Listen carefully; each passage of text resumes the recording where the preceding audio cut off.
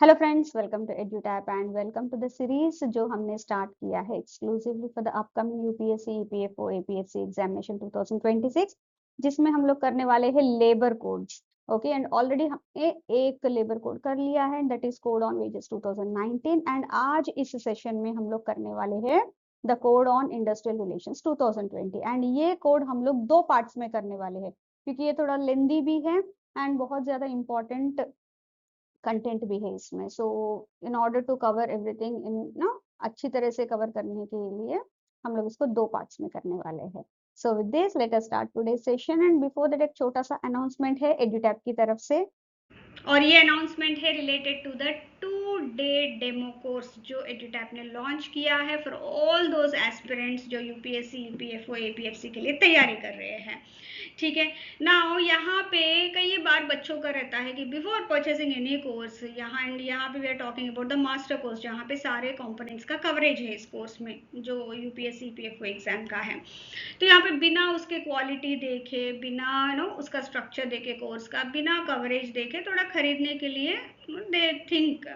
So for that आपको इसका पूरा एक एक्सपीरियंस दिलाने के लिए एक 2-डे डेमो कोर्स लॉन्च किया गया है जहाँ पे आप मात्र 1 रुपये में इस कोर्स को खरीद सकते हैं। एंड इस कोर्स की वैलिडिटी होगी आपका 2 डेज के लिए, दैट इज 48 आवर्स। एंड इस टाइम पे आपको ये जो मास्टर कोर्स में जो भी कंटेंट है, जो भी कंपोनेंट्स है, जो भी उनका उसका कंटेंट है, that all would be available to you. आप उस कोर्स को देख सकते हो जहाँ पे हमने कंटेंट को प्रोवाइड किया है in the form of concept classes और the videos, concept notes, magazines, chapter quizzes, mock test, everything आप सभी एक बार चेक कर सकते हो एंड आप गॉज कर सकते हो कि हाँ किस तरह का क्वालिटी है कंटेंट का, किस तरह का कवरेज है कोर्स का, एंड इसका स्ट्रक्चर किस तरह से, एंड एवरीथिंग। एंड अकॉर्डिंगली आप एक इन्फॉर्म डिसीजन ले सकते हो towards the purchase of the master course. तो ये आप इस वीडियो का जो डिस्क्रिप्शन बॉक्स है उसमें इसका लिंक प्रोवाइड किया गया है। बहुत कम स्टेप्स है जिसके चलते हुए आप ये कोर्स खरीद सकते हो एंड इसका एक्सपीरियंस ले सकते हो मास्टर कोर्स का।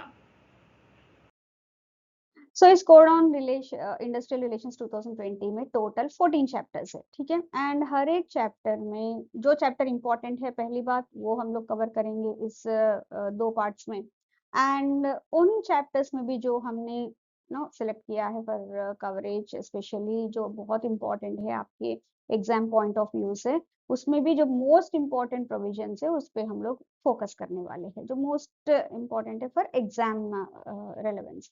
तो इसमें जो चैप्टर है राइट फ्रॉम चैप्टर 1 प्रिलिमिनरी, उसके बाद चैप्टर 2 बाई पार्टेड फोरम्स, इस तरह से कई सारे चैप्टर्स है जो इसमें अवेलेबल है। एंड इस स्लाइड पे आप देख सकते हो 9 चैप्टर्स है। एंड इस स्लाइड पे आप देख सकते हो चैप्टर 10 से चैप्टर 14 तक।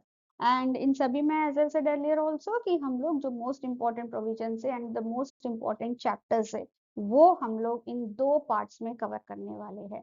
So with this let us start today session, जिसमें हम लोग सबसे पहले देखेंगे इसका सो इंट्रोडक्शन में सबसे पहले देखेंगे हम लोग चैप्टर 1 जो प्रिलिमिनरी नेचर है। इसमें दो ही सेक्शंस है, मतलब इसका टाइटल क्या है इस कोड का एंड इसमें कुछ डेफिनेशंस, क्योंकि आगे चलते हुए जितने भी चैप्टर्स है उसमें कई सारे टर्म्स आपको मिलेंगे।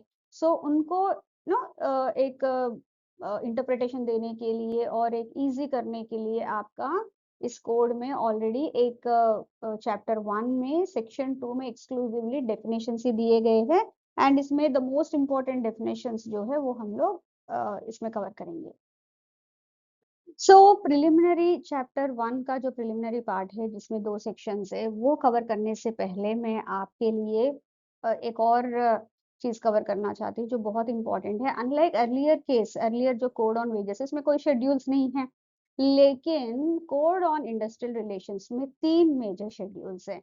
सो ये 3 मेजर शेड्यूल्स है। फर्स्ट शेड्यूल में कवर होता है matters to be provided in the standing orders under this code. इसमें वन ऑफ द चैप्टर्स है स्टैंडिंग ऑर्डर्स। एंड उसमें जो भी उस स्टैंडिंग ऑर्डर्स में जो भी कवर करना होता है, जो भी मैटर, वो सारा लिस्ट इस फर्स्ट शेड्यूल में, इसी के हिसाब से स्टैंडिंग ऑर्डर्स का क्रिएट होता है, ठीक है।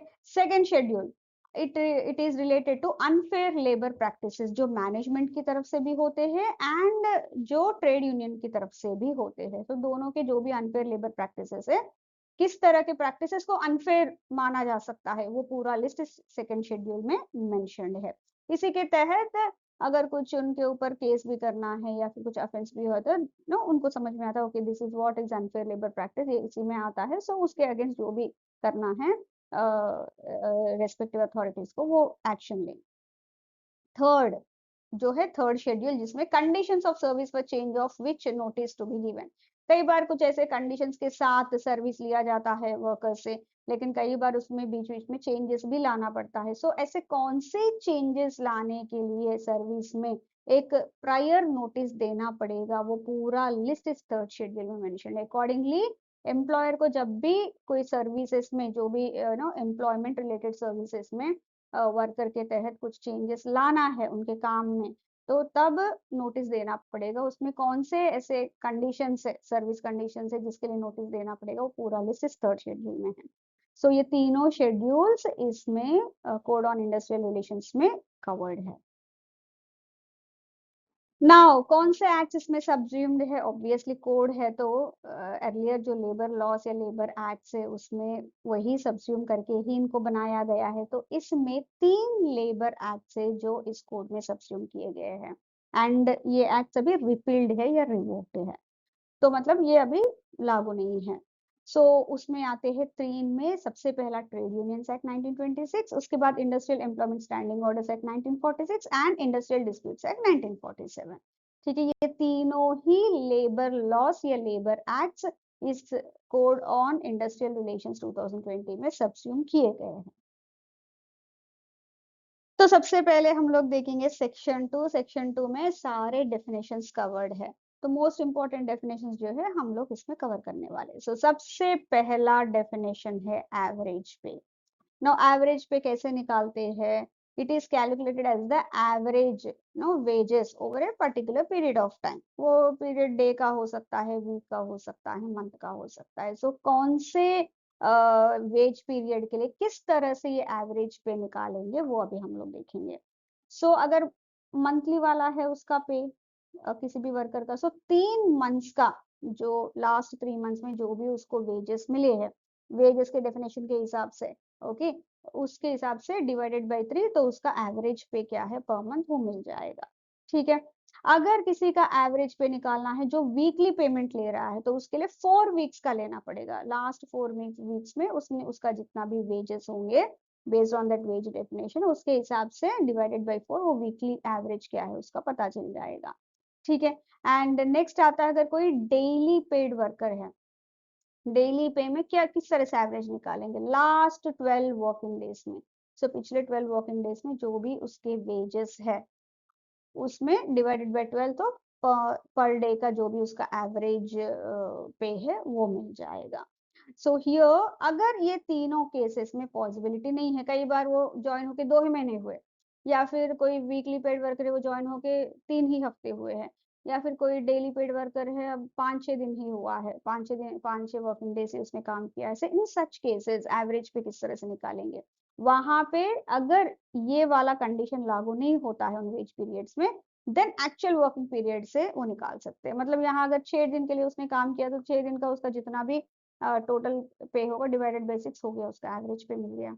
उसी तरह से 3 वीक्स का किया है, सो टोटल पे फॉर द 3 वीक्स बाय 3 हो गया एवरेज पे। अगर 2 ही महीने का किया, 2 महीने में जितना भी उनको उसको पेमेंट मिला है डिवाइडेड बाय 2, उसका एवरेज पे मिल गया। तो उस तरह से यहाँ पे कैलकुलेशन किया जा सकता है। नेक्स्ट डेफिनेशन आता है lay off. Now lay off मतलब एम्प्लॉय तो रेडी है काम करने के लिए, वर्कर रेडी है, लेकिन एम्प्लॉयर उसको काम नहीं दे पा रहा है। मे बी शॉर्टेज है रॉ मटेरियल का, या फिर कुछ कैलामिटी आया है, या फिर कुछ और रीजन है, whatever it machinery break down हो गया, इसके चलते हुए काम नहीं दे पा रहा है, and because of which employ अभी आइडल है। सो हियर ये टेम्पररी इनेबिलिटी है to provide work by the employer, and workers जो मस्टर रोल्स पे है, मतलब जो रजिस्टर है जिसमें नो परमानेंट एम्प्लॉयज जो होते हैं उनका एक रजिस्टर होता है मस्टर रोल्स, मतलब डेली उसमें आके उनको साइन करना पड़ता है, उसमें कितना पे दिया है उनको, क्या काम किया है, everything would be mention in those registers. So muster rolls में वर्कर का नाम है, मतलब वो परमानेंट वर्कर है, लेकिन उसको 2 घंटे या उससे ज्यादा उसको काम नहीं दिया गया है, okay, in that case the worker would be considered as laid off for that day. Okay, so within 2 hours, जब वो रिपोर्ट, उसका जो भी रिपोर्टिंग टाइम, फॉर एग्जांपल उसका रिपोर्टिंग टाइम 9 AM है, उसको 11 AM तक भी एम्प्लॉयर काम नहीं दे पाया बिकॉज की मशीनरी ब्रेकडाउन हो गया या फिर कुछ शॉर्टेज हो गया रॉ मटेरियल का, whatever might be the reason, then in that case उस वर्कर को ये बोला जाए कि he has been laid off, he और she has been laid off. Now definition of industry एक बार देख लेंगे, ये बहुत ज्यादा कंफ्यूजन क्रिएट करता था अर्लियर लेबर लॉस के तहत, लेकिन इसमें बहुत क्लियर डेफिनेशन दिया गया है। So what is an industry? Basic meaning ये है कि इंडस्ट्री का जहां पे भी कुछ ऑर्गेनाइज्ड एक्टिविटी चल रहा है एंड उस ऑर्गेनाइज्ड एक्टिविटी के तहत एम्प्लॉयर्स एंड वर्कर्स साथ में काम कर रहे हैं and they are producing, supplying and distributing goods and services. कोई गुड्स भी हो सकता है, सर्विसेज भी हो सकता है। गुड्स जैसे कि कुछ यू नो शूज बना रहे हैं या फिर कुछ कपड़े बना रहे हैं, तो दवाइयाँ बना रहे हैं, या फिर कुछ सर्विसेज दे रहे हैं, जैसे सॉफ्टवेयर बना के सॉफ्टवेयर एज ए सर्विस दे रहे हैं, कोई भी। एंड इन सब के चलते हुए ये ह्यूमन वांट्स या नीड्स को फुलफिल कर रहे हैं। नाउ कोई भी एक्टिविटी को इंडस्ट्री कंसिडर किया जाएगा इवन इफ उसमें कोई इन्वेस्टमेंट नहीं है, उसमें कोई प्रॉफिट अर्न नहीं कर रहा है, मतलब प्रॉफिट मोटिव नॉट नेसेसरी है यहाँ पे, लेकिन ये 3 कंडीशंस मेजरली यहाँ पे फुलफिल होना चाहिए। एंड यहाँ पे जो वर्कर्स काम कर रहे हैं वो डायरेक्टली भी एम्प्लॉयड हो सकते हैं या फिर थ्रू कॉन्ट्रैक्टर में एम्प्लॉयड हो सकते हैं, मतलब वो कैजुअल लेबर भी या फिर नो कॉन्ट्रैक्ट लेबर भी हो सकता है या फिर परमानेंट या फिर ये लेबर हो सकता है। सो मेजरली जैसे कि कोई नो कंपनी है जहाँ पे नो ट्रांसपोर्ट कंपनी है या फिर कोई हॉस्पिटल सर्विसेज दे रहे हैं या फिर कोई फूड डिलीवरी कंपनी, वो सारे भी इंडस्ट्री से माने जाएंगे इस डेफिनेशन के तहत। ना कौन से ऐसे एक्टिविटीज है जो हम लोग इंडस्ट्री नहीं मानेंगे उसको? सबसे पहला आता है चैरिटेबल और फिलैंथ्रोपिक इंस्टीट्यूशंस, जो ये सोशल सर्विस करते हैं, फिलैंथ्रोपिक वर्क करते हैं। लाइक फॉर एग्जांपल एक फ्री चैरिटेबल ऑर्फनेज है जो बाहर से चंदा इकट्ठा कर करके वो ऑर्फनेज चला रहे हैं, तो वो इंडस्ट्री नहीं मानेंगे हम लोग। नेक्स्ट आता है sovereign functions of the government, जो कोर गवर्नमेंट फंक्शंस है वो भी इसमें से एक्सक्लूडेड है, जैसे कि हमारे डिफेंस सर्विसेज है, जैसे कि हमारे एटॉमिक एनर्जी डिपार्टमेंट है या फिर कुछ स्पेस रिसर्च टाइप के एक्टिविटीज है, ठीक है, वो भी हम लोग इंडस्ट्री नहीं मानेंगे। तीसरा domestic services, house hold work यहाँ पे एक्सक्लूडेड है, जैसे कि made working in A home या फिर कोई पर्सनल कुक है या ड्राइवर है, वो भी इंडस्ट्री नहीं मानेंगे। सो यहाँ पे एंड अदर एक्टिविटीज जो भी सेंट्रल गवर्नमेंट ने हाईलाइट किया है, क्योंकि ये नो एक it's not an exhaustive list, वो और भी बीच बीच में सर्कमस्टेंसेस के हिसाब से ऐड करने के चांसेस है, तो अगर ऐसा कुछ है तो वो भी इसमें आएंगे। सिंपलर टर्म्स, अगर इंडस्ट्री मतलब it is equal to employer plus worker plus कोई भी ऑर्गेनाइज्ड एक्टिविटी होनी चाहिए and they have to produce some goods and services, then we can call it as industry. ये इसका बेसिक मीनिंग है and ये इसी मीनिंग के बेसिस पे ही ये पूरा इसका डेफिनेशन खड़ा किया गया है। So next set of definitions आता है लॉकआउट। लॉकआउट मतलब टेम्पररी क्लोजर, एम्प्लॉयर ने सभी वर्कर्स के लिए, जैसे ले ऑफ है वो कई बार ऐसा होता है कुछ ही वर्कर्स को काम नहीं दे पा रहा है, वो बाकी सब काम कर रहे हैं, लेकिन लॉकआउट वो होता है कंप्लीट टेम्पररी क्लोजर ही है पूरे ऑर्गेनाइजेशन का, पूरे एस्टेब्लिशमेंट का, जहाँ पे एम्प्लॉयर वर्कर्स को काम नहीं दे रहा है। Okay, that would be called as an lockout. दूसरा है रिट्रेंचमेंट। रिट्रेंचमेंट मतलब termination of an employee for any reason except disciplinary action, okay, except voluntary retirement या फिर सुपरएन्युएशन या कॉन्ट्रैक्ट एक्सपायरी या फिर इल हेल्थ। इसके अलावा कई बार कुछ मिशनरी उसने लॉन्च किया जिसकी वजह से रिडेंडेंसी हो रही है, मतलब लेबर बहुत ज्यादा लग रहा है, दिख रहा है काम नहीं दे पा रहा है क्योंकि मिशनरी पूरा काम कर रही है, वो डाउन साइज कर सकता है, उसमें रिट्रेंचमेंट हो सकता है। परमानेंट रिमूवल है यहाँ पे वर्कर्स का, लेकिन ये रीजन ये नहीं कि कोई डिसिप्लिनरी एक्शन है या वॉलंटरी रिटायरमेंट है या फिर सुपरएन्युएशन है या कॉन्ट्रैक्ट एक्सपायरी है या इल हेल्थ है। इन रीजंस के अलावा कई किसी और रीजन के तहत अगर एम्प्लॉई को निकाला जा रहा है, that would be considered as retrenchment. And strike, collective cessation of work और refusal to work by the employees. Employees बोल रहे हैं कि नहीं, आप हमारे ये डिमांड्स फुलफिल नहीं कर रहे, इसलिए हम लोग काम नहीं कर रहे हैं। एंड यहाँ पे एक और डेफिनेशन में एक क्लॉज डाला गया है, अगर कोई बिना कोई रीजन के 50% or more greater than or equal to 50% of the workers अगर काम पे नहीं आए हैं, कैजुअल लीव ले लिया है एकदम से, ओके उन्होंने लीव लिया है, नो डाउट कैजुअल लीव लिया है, लेकिन इतने सारे लोगों का तो कैजुअल लीव एक बार में नहीं होता है, अगर इस तरह से है तो उसको भी स्ट्राइक ही माना जाएगा। एंड नेक्स्ट डेफिनेशन है अनऑर्गेनाइज सेक्टर, कोई भी एंटरप्राइज या इंडिविजुअल, कई बार सेल्फ एम्प्लॉयड वर्कर्स भी हो सकते हैं, फॉर प्रोड्यूसिंग गुड्स या सर्विसेज जो भी है, जहाँ पे लेस देन 10 वर्कर्स काम कर रहे हैं, उसको हम लोग अनऑर्गेनाइज्ड सेक्टर बोलेंगे। एंड यहाँ पे अनऑर्गेनाइज्ड सेक्टर का डेफिनेशन इन्होंने अनऑर्गेनाइज्ड वर्कर सिक्योरिटी एक्ट 2008 जो है उसके तहत यहाँ लिया गया है। Now next set of definitions आते हैं trade union and trade union dispute. Now trade union मतलब क्या है, it's a group of people जो फॉर्म हुआ है to regulate and improve the relationships, किसके बीच में, between the workers and the employers, उनकी रिलेशनशिप सही रहे, workers and the workers and employers and the employers, क्योंकि इसमें जो भी उनके बीच में कुछ कुछ भी अनबन होती है, ऐसा कुछ है तो they try to be, union का यही काम होता है majorly harmonious industrial relations maintain करें, उसी के तहत ये काम करता है। दूसरा वर्कर्स वेलफेयर के तहत काम करता है। ये टेम्पररी भी हो सकता है या परमानेंट भी हो सकता है, क्योंकि एक बार ट्रेड यूनियन फॉर्म करने के बाद उसको डिसॉल्व भी कर सकते हैं या फिर उसको परमानेंटली भी चला सकते हैं। एंड इसमें ऐसा नहीं कि ट्रेड यूनियन मतलब यूनियन ही है, trade federation, central trade union organisation जैसे जो है वो भी इसमें आ सकते हैं, क्योंकि ट्रेड फेडरेशन क्या है, कुछ ना जैसे ट्रेड यूनियन में क्या है, जो वर्कर्स है वो मेंबरशिप लेते हैं, ट्रेड फेडरेशन में ये सारे ट्रेड यूनियंस जो बने हैं वो उसमें मेंबरशिप लेते हैं। सो वो भी ट्रेड यूनियन, जहां पे भी उस तरह का टर्म आता है ना, that includes all these including the trade federations. Now trade union dispute क्या है, कोई भी dispute related to the trade union जो अराइज होता है, जो आता है बिटवीन टू और मोर ट्रेड यूनियंस या फिर among the members of the trade unions, इन दोनों ही चीजों में हम लोग बोलेंगे ये ट्रेड यूनियन डिस्प्यूट है। सिमिलर टू द जैसे इंडस्ट्रियल डिस्प्यूट का हमने डेफिनेशन देखा है code on wages, same definition यहाँ पे भी लागू होता है, लेकिन इंडस्ट्रियल डिस्प्यूट के अलावा एक ट्रेड यूनियन भी होता है, तो उसका भी ये डिस्प्यूट होता है, and that can be between different trade unions या फिर between members of the same trade union. Now अभी सेक्शन 2 हमने कंप्लीट कर दिया है, एक्चुअली प्रिलिमिनरी चैप्टर ही हमने कंप्लीट किया है, तो उसमें कुछ क्वेश्चंस देख लेते हैं।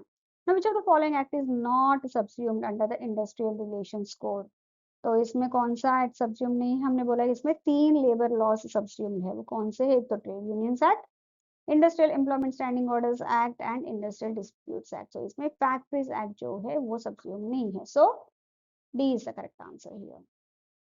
नाउ डेफिनेशंस में हमने एवरेज पे किस तरह से कैलकुलेट किया जाता है फॉर डिफरेंट वेज पीरियड्स हमने देखा है, so based on that this question, as per the code how is average pay calculated for a weekly paid worker. So एक वीकली पेड वर्कर के लिए किस तरह से हम लोग एवरेज पे निकालेंगे, 3 कंप्लीट कैलेंडर मंथ्स के, नो, 12 फुल वर्किंग डेज, वो तो वर्किंग डेज मतलब जो दिहाड़ी होती है उनके लिए है, डेली वेजेस के लिए। Average of wages in 6 complete weeks, no, average wage of wages in 4 complete weeks, इससे हम लोग एक वीकली पेड वर्कर का एवरेज पे निकालेंगे। So for this question the correct answer is option B. Now हमने एक और डेफिनेशन देखा था स्ट्राइक का, so according to the industrial relations code 2020 which of the following is considered as a strike, also considered as a strike. एक तो strike करना है तो वो पहले जो भी नेगोशिएशंस वो फेल हो गए हैं कुछ डिमांड्स के लिए, अगर वो नेगोशिएशन फेल हो गए तो वो एक नोटिस देते हैं, नोटिस के हिसाब से वो स्ट्राइक पे जा सकते हैं, तो ये पूरा हम लोग आगे चलते हुए करेंगे। तो यहाँ पे कौन से ऐसे चीज है जिसको स्ट्राइक माना जा सकता है, so a worker individually refusing to work due to personal reasons, नहीं ये नहीं, declared holiday by the employer, नहीं ये भी नहीं, suspension of operations by the management, management की तरफ से नहीं, वो उसको लॉकआउट बोलते हैं। concerted casual leave on any given day by 50% और more workers, इसको हम स्ट्राइक मान सकते हैं, क्योंकि ये जानबूझ के, क्योंकि इतना सडनली किसी का भी मास लीव लेने की जरूरत नहीं पड़ती, अगर उन्होंने लिया है 50 या उससे ज्यादा लोगों ने एक साथ कैजुअल लीव लिया है, देन उसको स्ट्राइक ही माना जा सकता है by the management. So here for this question the correct answer is option. So next आता है हमारा chapter 2 bipartite forums. The name itself suggest bipartite मतलब दो स्टेक होल्डर्स है इस फोरम में, एंड इसमें दो सेक्शन है। Section 3 deals with the works committee and section 4 deals with the grievance redressal committee. Let's see ये क्या होते हैं।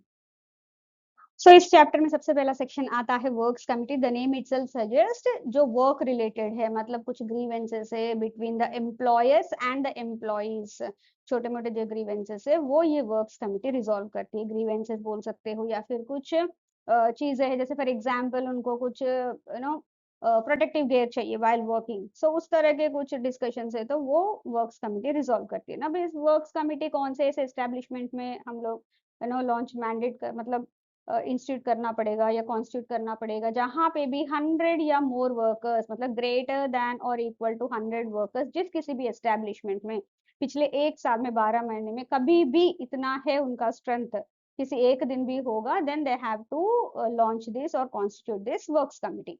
ठीक है, एंड इसमें कौन कौन रहेगा, इसमें रिप्रेजेंटेटिव्स रहेंगे from both employer and the workers, and दोनों का इक्वल रिप्रेजेंटेशन होगा। ओके, एंड देर बाय कुछ उनके पास कुछ ग्रीवेंस या फिर कुछ आया है डिस्प्यूट टाइप का भी, तो कॉन्फ्लिक्ट टाइप का भी, then they should be able to resolve this, क्योंकि दोनों रहेंगे रिप्रेजेंटेटिव, तो दोनों एक बात करके मिलके इसको सुलझा सकते हैं। So majorly to promote harmony and address the mutual concerns and resolve disputes between the employer and the workers, ये works committee बहुत effectively काम करता है। नेक्स्ट बाईपार्टाइट वाला जो फोरम आता है that would be the grievance redressal committee. The name itself suggest कुछ ग्रीवेंसेस है उसको रिड्रेस करने के लिए ये कमिटी काम करता है। So here every industrial unit जहां पे 20 या उससे ज्यादा वर्कर्स है वहां पे एक या उससे ज्यादा भी जीआरसीस बना सकते हैं, मतलब जितने ज्यादा लोग वर्कर्स है उतने ज्यादा जीआरसीस, लेकिन फॉर एवरी 20 और मोर वर्कर्स एक जीआरसी तो कंपलसरी कॉन्स्टिट्यूट करना पड़ेगा उस एस्टेब्लिशमेंट को। एंड इसमें भी बोथ एम्प्लॉयर एंड एम्प्लॉई की तरफ से रिप्रेजेंटेटिव्स रहेंगे, एंड इस कमिटी का जो चेयरपर्सन रहेगा एक साल के लिए एम्प्लॉयज की तरफ से रहेगा एंड एक साल एम्प्लॉयर्स की तरफ से रहेगा। इस तरह से रोटेशन बेसिस में चेयरपर्सन चेंज होता रहेगा। एंड ये कमिटी में अप टू 10 मेंबर्स हो सकता है, मतलब मैक्सिमम, यहाँ मैं ये नहीं बोल रही हूँ 10 मेंबर्स होने चाहिए, मैक्सिमम अप टू 10 मेंबर्स, वो 2 हो सकता है 4 हो सकता है, क्योंकि दोनों का इक्वल रिप्रेजेंटेशन होना चाहिए। एंड अलोंग विद दैट इसमें वुमेन वर्कर्स का भी रिप्रेजेंटेशन होना जरूरी है। ना इसमें ग्रीवेंस का प्रोसेस किस तरह से होगा, सबसे पहले कोई भी वर्कर अपना जो भी ग्रीवेंस है, जो भी कंप्लेंट है, जिस दिन वो इंसिडेंट हुआ है वहां से 1 ईयर के अंदर अंदर ग्रीवेंस रिड्रेसल कमेटी के पास लाना पड़ेगा। एंड जिस दिन ग्रीवेंस रिड्रेसल कमेटी के पास ये कंप्लेंट आया है, ग्रीवेंस आया है, तो विद इन 30 डेज, जिस दिन आया, अगर 1 जैन को उनके पास आया है तो 31 जैन के अंदर उसको रिजोल्व करना पड़ेगा उनको, पहली बात।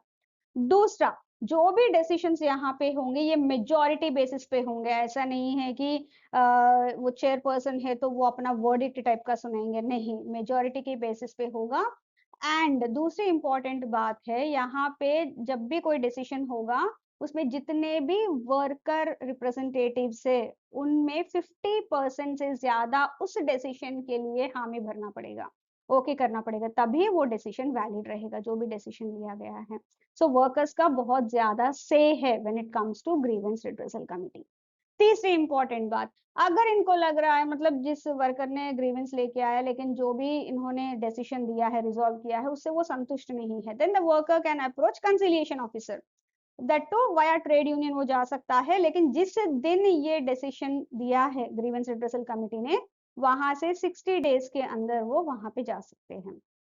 नेक्स्ट, अगर कंसिलिएशन ऑफिसर का भी जो रेजोल्यूशन इसने दिया है उससे ये खुश नहीं है वर्कर, देन वो डायरेक्टली ट्रिब्यूनल के पास जा सकता है आफ्टर 45 डेज, जिस दिन कंसिलिएशन ऑफिसर ने रिजॉल्व किया है वहां से 45 डेज के अंदर जा सकता है, but with in 2 years of termination. Generally ये टर्मिनेशन डिसमिसल उस तरह के केसेस इतने लंबे खींचते हैं, इसलिए इन्होंने बोला जिस दिन वो ग्रीवेंस मतलब वो जो एक्ट हुआ है वहां से 2 साल के अंदर ही उसको ट्रिब्यूनल तक जाने की परमिशन है या अप्रूवल है। नाउ एक क्विक कॉन्सेप्ट चेक क्वेश्चन कर लेते हैं जो अभी तक हमने किया है इन दिस चैप्टर. सो यहाँ question says under the industrial relations code works committee में be required to be constituted in an industrial establishment. जहाँ पे कितने एम्प्लॉइज होंगे उस एस्टेब्लिशमेंट में, तो वहां पे कॉन्स्टिट्यूट करना पड़ेगा वर्क्स कमिटी. ये हमने देखा है. ग्रीवेंस रिड्रेसल कमिटी 20 या मोर वर्कर्स, एंड वर्क्स कमिटी जहाँ पे भी 100 या more workers they have been employed on any day in the preceding 12 months, वो उनको constitute करना पड़ेगा. So here B is the correct answer. So next chapter हमारा आता है ट्रेड यूनियंस. जो ट्रेड यूनियंस एक्ट इसमें सब्स्यूम किया गया है ना, उसी के तहत जो भी प्रोविजंस है. सो इसमें कई सारे सेक्शंस है ना. यहाँ इस स्लाइड पे आप देख रहे हो 5 to 15 देख रहे हो, एंड इस स्लाइड पे आप देख रहे हो 16 to 27. ये सारे ही ट्रेड यूनियंस के रिलेटेड जो इस चैप्टर के रिलेटेड सेक्शंस है, एंड इसमें द मोस्ट इंपॉर्टेंट प्रोविजंस जो है वो हम लोग अभी करने वाले हैं.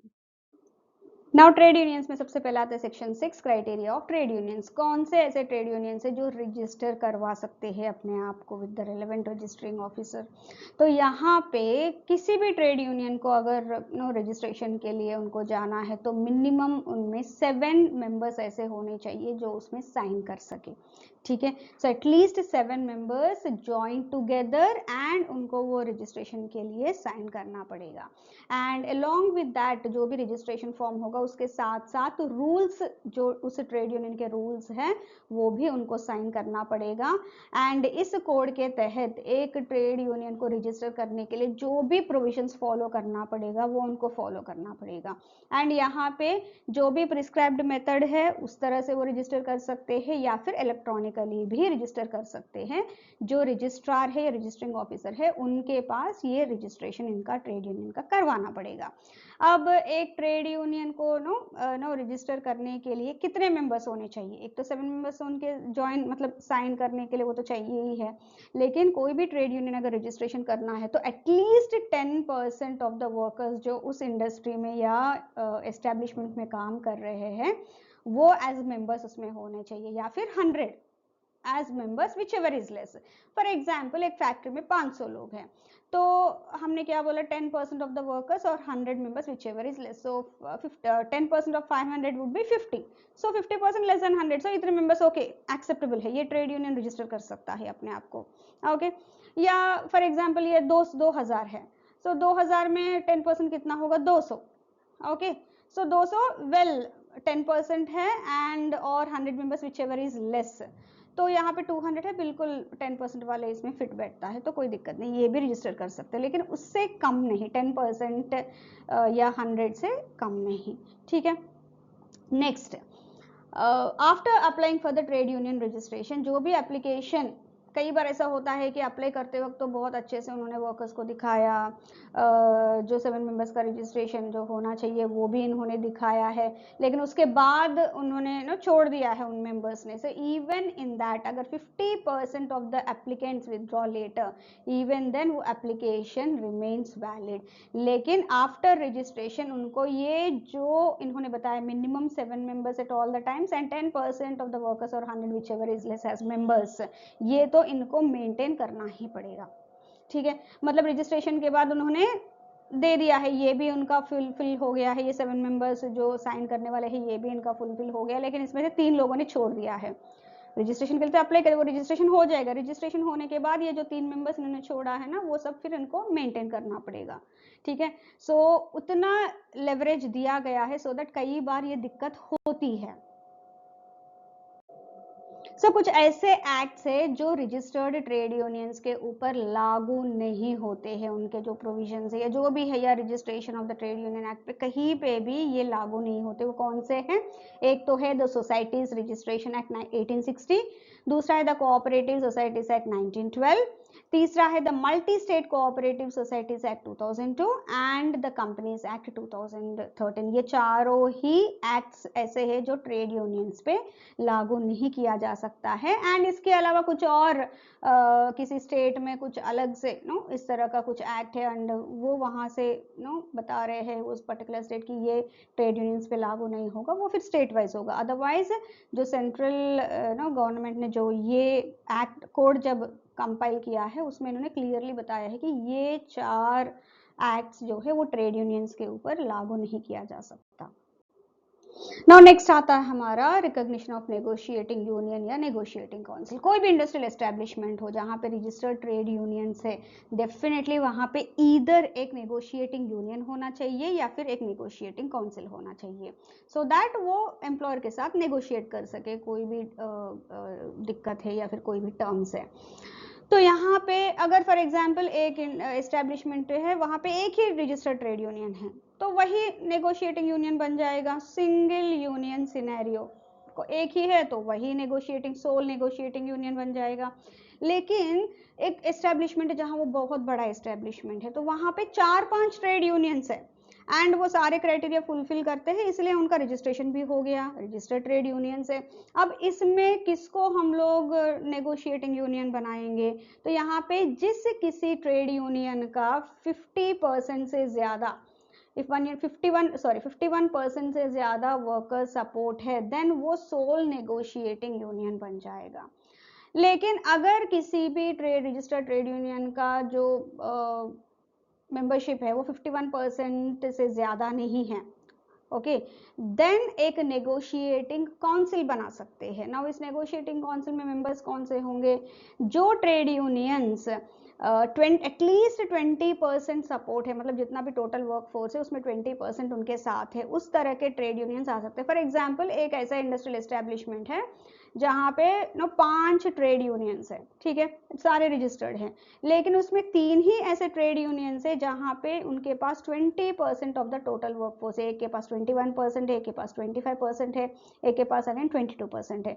तो ये तीनों मिलके नेगोशिएटिंग काउंसिल बना सकते हैं एंड ये तीनों मिलके ही जब भी कोई कुछ डिस्कशन करना है, नेगोशिएट करना है एम्प्लॉयर के साथ, ये तीनों मिलके कर सकते हैं एज ए काउंसिल, ठीक है। एंड इनकी वैलिडिटी कितना होगा? ईदर एक नेगोशिएटिंग यूनियन या फिर नेगोशिएटिंग काउंसिल, दोनों में से ये 3 साल की वैलिडिटी होती है इनका। अब 3 साल के बाद भी वहां पे वो सिंगल यूनियन ही है तो फिर वही कंटिन्यू करेगा, लेकिन नेगोशिएटिंग काउंसिल में जिसके पास जो 20% से ज्यादा होगा, कई बार ये ऊपर नीचे होता रहता है ट्रेड यूनियंस में जिस तरह की वर्कफोर्स है, तो वो फिर 3 इयर्स की वैलिडिटी के बाद फिर से वो रिफॉर्म करना पड़ेगा, ठीक है। एंड इसको वैलिडिटी को भी एक्सटेंड कर सकते हैं, कोई दिक्कत नहीं है। कई बार उतने ही मतलब वही लोग हैं जिनके पास उतना स्ट्रेंथ है तो एक्सटेंड कर सकते हैं, लेकिन वो 5 इयर्स से ज्यादा नहीं कर सकते। टोटल वैलिडिटी 5 इयर्स से नहीं, तो 3 इयर्स तो ऑलरेडी है, प्लस 2 इयर्स तक मैक्सिमम उनका एक्सटेंशन हो सकता है। नाउ एक माइनर के मेंबरशिप राइट्स किस तरह से होते हैं ट्रेड यूनियन में, क्योंकि नॉर्मली 14 इयर्स तक तो हम लोग ये बोलते हैं कि no they can't work, child labour completely prohibited. लेकिन जो एडोलेसेंट होते हैं, जो 15th ईयर से हमारे 18 इयर्स कंप्लीट होने तक, उनको एडोलेसेंट्स बोलते हैं। जो नॉन हैजार्डस कंपनीज है या ऑर्गेनाइजेशन है, वहाँ पे एडोलेसेंट्स काम कर सकते हैं। इन दैट केस ये किसी भी ट्रेड यूनियन में ज्वाइन हो सकते हैं। ए पर्सन एज 14 और older employed in a non hazards industry, वो रजिस्टर्ड ट्रेड यूनियन ज्वाइन कर सकते हैं। उनका जो भी मेंबरशिप राइट्स है, लाइक इलेक्शंस में पार्टिसिपेट करना, उस ट्रेड यूनियन के जो इलेक्टेड मेंबर्स होते हैं उनको इलेक्ट करने के लिए इलेक्शन टाइप के होते हैं, उसमें पार्टिसिपेट करना, या जो भी यूनियन रूल्स के तहत एक मेंबर की क्या जो जो रिस्पॉन्सिबिलिटीज है वो सारे ही ये निभा सकते हैं as per the union rules.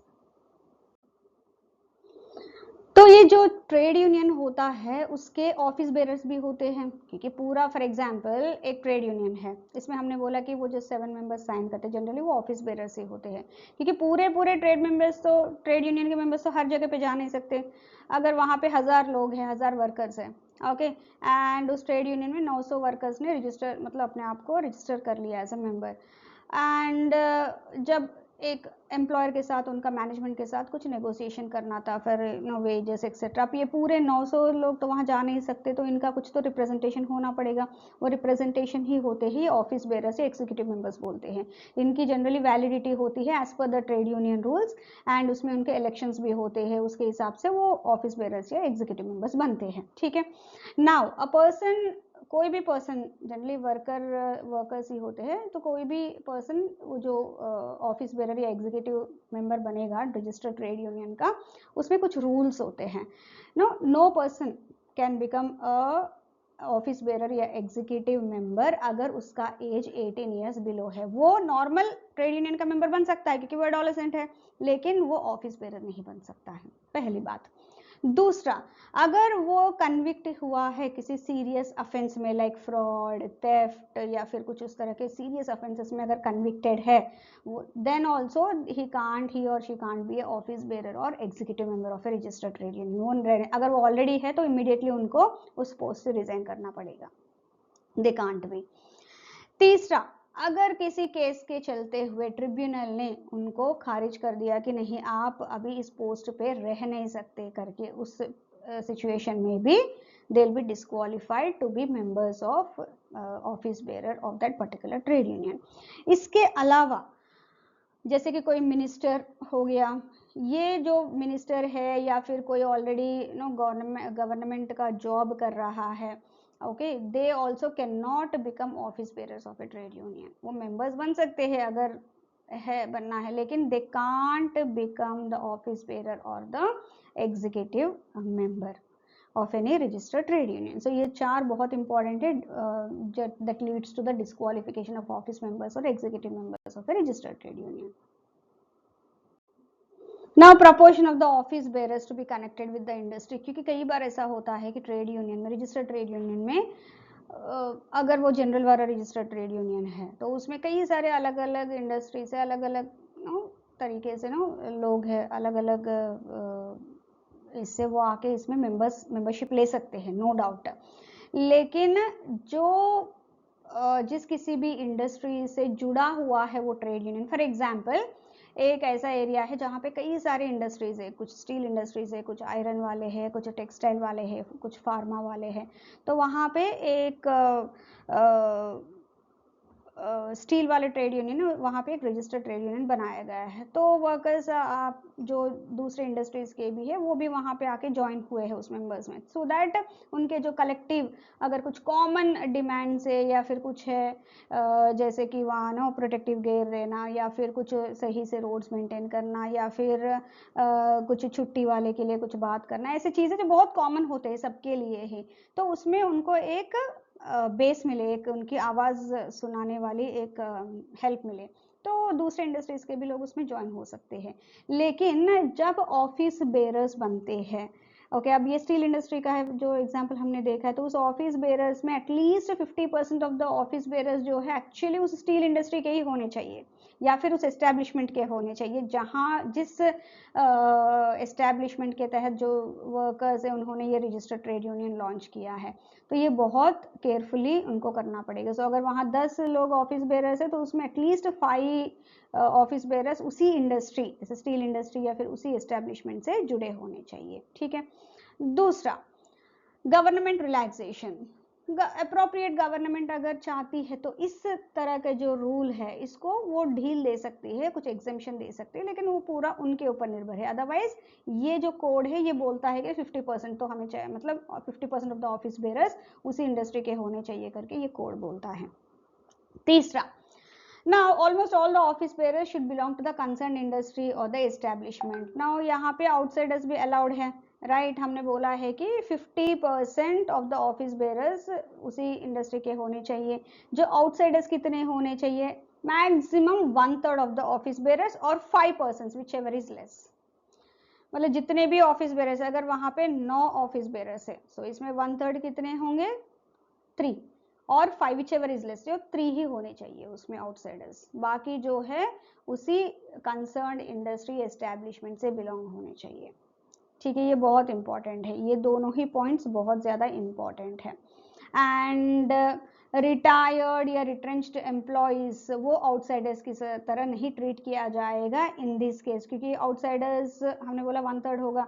अगर कोई ऑलरेडी वहाँ जॉब करता था या इंडस्ट्री उस इंडस्ट्री के साथ है लेकिन अभी रिटायर हो गया या फिर रिट्रेंच हो गया है, तो इसका मतलब ये है कि वो आउटसाइडर्स मानेंगे नहीं, वो फिर भी उसी इंडस्ट्री के है तो उनको they will not be treated as outsiders. This is very very important. Now section 24 deal करता है change of name, amalgamation, notice of change and its effect. जैसे मैंने पहले भी बताया था कि जैसे एक डिसोल्यूशन कर सकते हैं ट्रेड यूनियन का, उसी तरह से उसका नाम भी चेंज किया जा सकता है। दो अलग अलग ट्रेड यूनियंस अभी वो मर्ज होना चाहते हैं, वो मर्ज भी हो सकते हैं। यस, सो ये सारे ही जो इसके एसोसिएटेड प्रोविजन है वो सेक्शन 24 में अवेलेबल है। तो change of name of trade unions, yes, एक रजिस्टर्ड ट्रेड यूनियन अपना नाम चेंज कर सकती है, लेकिन उसके लिए उनको जितने भी उसके पास मेंबर्स है उसमें 2/3 मेंबर्स उसके लिए एक्सेप्टेंस देना पड़ेगा। फॉर एग्जांपल एक रजिस्टर्ड ट्रेड यूनियन है, वहां पे उनके पास 90 मेंबर्स है, सो एटलीस्ट 60 मेंबर्स इसके लिए वो कंसेंट देना पड़ेगा कि हाँ ये ट्रेड यूनियन का नाम चेंज किया जा सकता है, only then they can get the name changed. Amalgamation या merger of the trade unions, yes, इसके ये भी हो सकता है 2 or more registered trade unions can merge or amalgamate, जो भी prescribed procedure है उसके हिसाब से वो कर सकते हैं। नोटिस टू द रजिस्ट्रार, जब भी वो नेम चेंज करना है या फिर मर्जर करना है, उनको एमलगमेशन करना है, तो उसके लिए एक रिटर्न नोटिस देना पड़ेगा टू द रजिस्ट्रार। एंड वो नोटिस कौन कौन साइन करेगा, एक तो 7 members of the concern trade union, जो 7 मेंबर्स है वो एटलीस्ट 7 मेंबर्स साइन करेंगे, plus the secretary of the trade union. So 8 लोग ये साइन करेंगे इस नोटिस को, तब जाके वो जाएगा फॉर ईदर चेंज या फिर एमलगमेशन। ठीक है।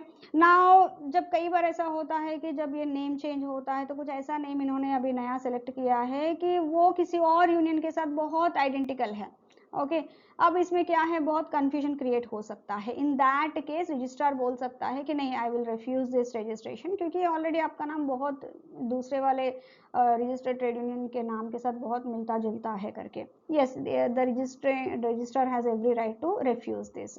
बट अगर वो सेटिस्फाइड है, सब कुछ अच्छा है, तो then he will get that registration done in the name change of the amalgamation जो भी है। एंड जिस दिन रजिस्ट्रार ने रजिस्टर में एंट्री किया है उस दिन से ही ये चेंज ऑफ नेम या एमलगमेशन इफेक्टिव रहेगा। ऐसा नहीं है कि ट्रेड यूनियन ने डिसाइड किया उस दिन नहीं, जिस दिन वो रजिस्ट्रार वो रजिस्टर करता है उस दिन से। ठीक है। एंड जो भी अगर कोई लीगल प्रोसीडिंग्स चल रहे हैं, ऐसा कुछ है, वो ऐसे ही पुराने वाले नाम से ही नहीं हो सकते। अभी नए वाले नाम जो भी है उसके नाम से वो जो भी केसेस है, लाइबिलिटीज है, राइट्स है, वो सारे भी इस नए नाम से ही कंटिन्यू होंगे।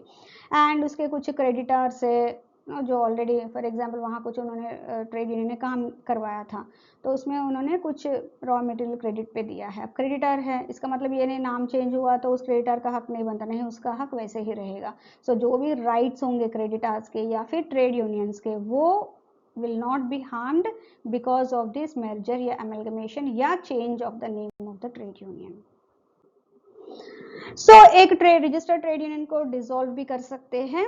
तो इसमें एक नोटिस देना पड़ता है जिस दिन ना सारे ट्रेड यूनियन मेंबर्स आके उन्होंने डिसाइड किया कि हाँ हम लोग अभी डिसॉल्व हो जाते हैं, जिस दिन उन्होंने ये डिसाइड किया वहाँ 14 डेज के अंदर रजिस्ट्रार को एक नोटिस भेजना पड़ेगा। एंड ये नोटिस साइन करेंगे वही जो 7 मेंबर्स एंड सेक्रेटरी। ओके, वो भेजने के बाद रजिस्ट्रार पूरा डिटेल्स वो सब चेक करके वो बोलता है कि yes your registration has been cancelled. And जिस दिन रजिस्ट्रार ने अपने रजिस्टर में ये रजिस्ट्रेशन कैंसिल किया है उसी दिन से ये रजिस्ट्रेशन मतलब ये ट्रेड यूनियन डिसॉल्व हुआ है, उस दिन तक वो ट्रेड यूनियन लाइव है, इवन व्हेन उनके मीटिंग के थ्रू उन्होंने डिसॉल्व किया है। ठीक है। एंड जो भी ट्रेड यूनियन के जो रूल्स है उसके हिसाब से वो वेरीफाई करके रजिस्ट्रार इसको डिसॉल्व कर सकते हैं, रजिस्ट्रेशन कैंसिल कर सकते हैं।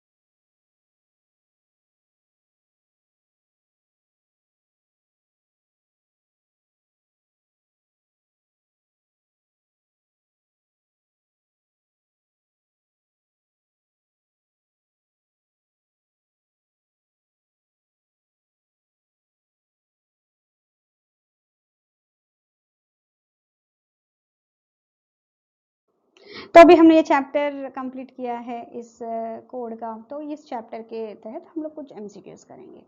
So what is the minimum membership requirement for a registered trade union of workers under the Industrial Relations Code 2020? अभी हमने पढ़ा था इसका.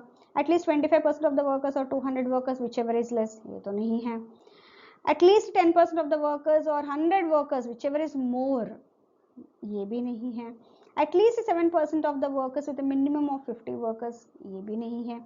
At least 10% of the workers or 100 workers, whichever is less, ये है. yes, ये requirement है minimum membership का for any trade union to get itself registered. So option C यहाँ पे correct answer है. Now next, in an industrial establishment where more than one registered trade union exists, now which trade union shall be recognized as a sole negotiating union? ये हमने अभी देखा है, कई बार होता है एक एस्टेब्लिशमेंट में एक से ज्यादा रजिस्टर्ड ट्रेड यूनियंस हो भी सकते हैं अगर बहुत ज्यादा वर्कर्स है वहां पे and all that. So in that case कौन सोल नेगोशिएटिंग यूनियन बनेगा? इधर 40% ऑफ द वर्कर्स अगर वहां पे एक यूनियन के साथ जुड़े हुए तब होगा. नहीं, ये नहीं था. Trade union chosen by the employer, employer का तो ये ऑप्शन है ही नहीं. Any trade union that has been registered for more than 3 years, नहीं, ये रजिस्ट्रेशन के लिए नहीं, ये मेंबरशिप स्ट्रेंथ के हिसाब से होता है. सो जिस trade union has support of 51% और more workers on the muster roll, yes, ये सोल नेगोशिएटिंग यूनियन बन सकता है. लेकिन अगर किसी के पास नहीं है 51% या उससे ज्यादा, greater than or equal to 51%, then जिसके पास भी 20% है स्ट्रेंथ है मिनिमम, वो जितने भी है, 2 है, 3 है, 4 है, उस तरह के ट्रेड यूनियंस मिलके ट्रेड नेगोशिएशन काउंसिल बना सकते हैं. सो यहाँ पे C is the correct answer. So next chapter हमारा आता है chapter 4, standing orders. What are the standing orders? ना कोई भी एस्टेब्लिशमेंट में अगर वर्कर्स को काम करना है एंड एम्प्लॉयर को काम कराना है तो कुछ रूल्स एंड रेगुलेशंस फॉलो करने पड़ेंगे वर्कर्स को. जैसे कि किस टाइम पे उनको आना है, शिफ्ट के टाइमिंग्स क्या होंगे, उनके वीकली रेस्ट डेज कब होंगे, एंड अगर वो लेट आए तो कुछ जो भी फाइन होगा, उनके वो किस तरह का काम कर रहे हैं, कितने घंटों का एक शिफ्ट होगा, ऐसे कई सारे रूल्स एंड रेगुलेशंस होते हैं. एंड कुछ ये सारे it will inculcate discipline among the workers, and यही होते हैं ये standing orders. Employers and workers, no, इधर वर्कर्स का रिप्रेजेंटेटिव्स या फिर ट्रेड यूनियन अगर कुछ है रजिस्टर्ड वाला, नेगोशिएटिंग वाला यूनियन है या नेगोशिएटिंग काउंसिल है, उनके साथ मिलके एम्प्लॉयर्स कुछ स्टैंडिंग ऑर्डर्स बनाते हैं. एंड इसके लिए कुछ मॉडल स्टैंडिंग ऑर्डर्स भी गवर्नमेंट दे देती है कि उसके हिसाब से बनाना है कि ये चीजें हैं, जो हम लोग वो शेड्यूल भी देखेंगे आगे कौन से ऐसे मैटर्स है जो स्टैंडिंग ऑर्डर्स में इनकॉर्पोरेट करना पड़ेगा. सो उसके तहत वो रूल्स बना लेते हैं. अच्छा, इस टाइम पे आपको आना पड़ेगा, ये आपकी एंट्री होगी, ये आपके एग्जिट होगा, हो सकता है आपका एंट्री और एग्जिट के टाइम पे चेकिंग हो, ऐसे कई सारे जो भी रूल्स एंड रेगुलेशंस है वो सारे उसमें इनकॉर्पोरेट किया जाता है. एंड ये ही होते हैं स्टैंडिंग ऑर्डर्स. एंड इसको जब स्टैंडिंग ऑर्डर्स बनाते हैं उसको रजिस्टर भी करना पड़ता है, सर्टिफाई करवाना पड़ता है. एंड सर्टिफाई करने के बाद एम्प्लॉयर की रिस्पॉन्सिबिलिटी होती है कि ये स्टैंडिंग ऑर्डर्स डिस्प्ले करे अपने वर्कर्स के लिए, ताकि वर्कर्स को पता चले कि वहाँ पे किस तरह के रूल्स एंड रेगुलेशंस है. Standing orders are nothing but you can say they can be equated to rules and regulations, जो भी एम्प्लॉय है वहाँ पे जिसको फॉलो करना पड़ेगा, एंड उनसे डिस्कस करके ही ये बनाते हैं. तो वही स्टैंडिंग ऑर्डर्स एक्ट था एक, उसको इसमें सब्ज्यूम किया गया है, तो वो हम लोग इसमें पढ़ेंगे. So as you can see here these are दो सेक्शंस जो इस स्टैंडिंग ऑर्डर में है, एंड इसमें जो मोस्ट इंपॉर्टेंट प्रोविजंस है वो हम लोग इसमें पढ़ेंगे.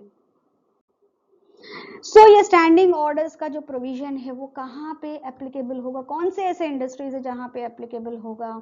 ये एप्लीकेबल होता है जहाँ पे भी 300 या उससे ज्यादा काम कर रहे हैं, 300 और more than 300 workers are employed किसी भी इंडस्ट्री में, एस्टेब्लिशमेंट में, जहाँ पे पिछले 12 महीनों में. देन ये जो provisions of the standing orders, इस चैप्टर का जो भी प्रोविजंस है वो सारे उस एस्टेब्लिशमेंट के लिए लागू हो जाएंगे.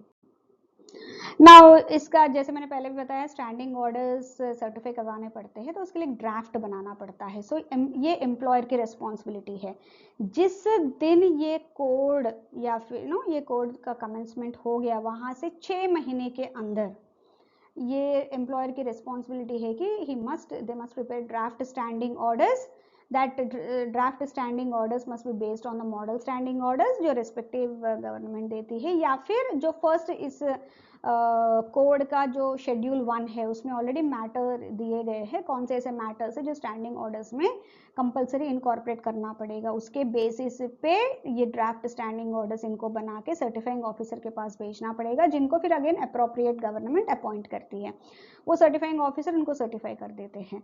एंड ये कैसे बनाते हैं draft standing orders? By consulting with the trade workers representation. अगर वहाँ कोई ट्रेड यूनियन नहीं है तो एटलीस्ट वर्कर रिप्रेजेंटेटिव से बात करके कर सकते हैं, या फिर अगर ऑलरेडी रजिस्टर्ड ट्रेड यूनियन है, सो अगर सोल नेगोशिएटिंग यूनियन है तो उनसे, या फिर नेगोशिएटिंग काउंसिल जो भी है उनसे डिस्कस करने के बाद ही ये ड्राफ्ट स्टैंडिंग ऑर्डर्स फाइनलाइज किए जाते हैं, and only then that would be submitted to the certifying officer for certification.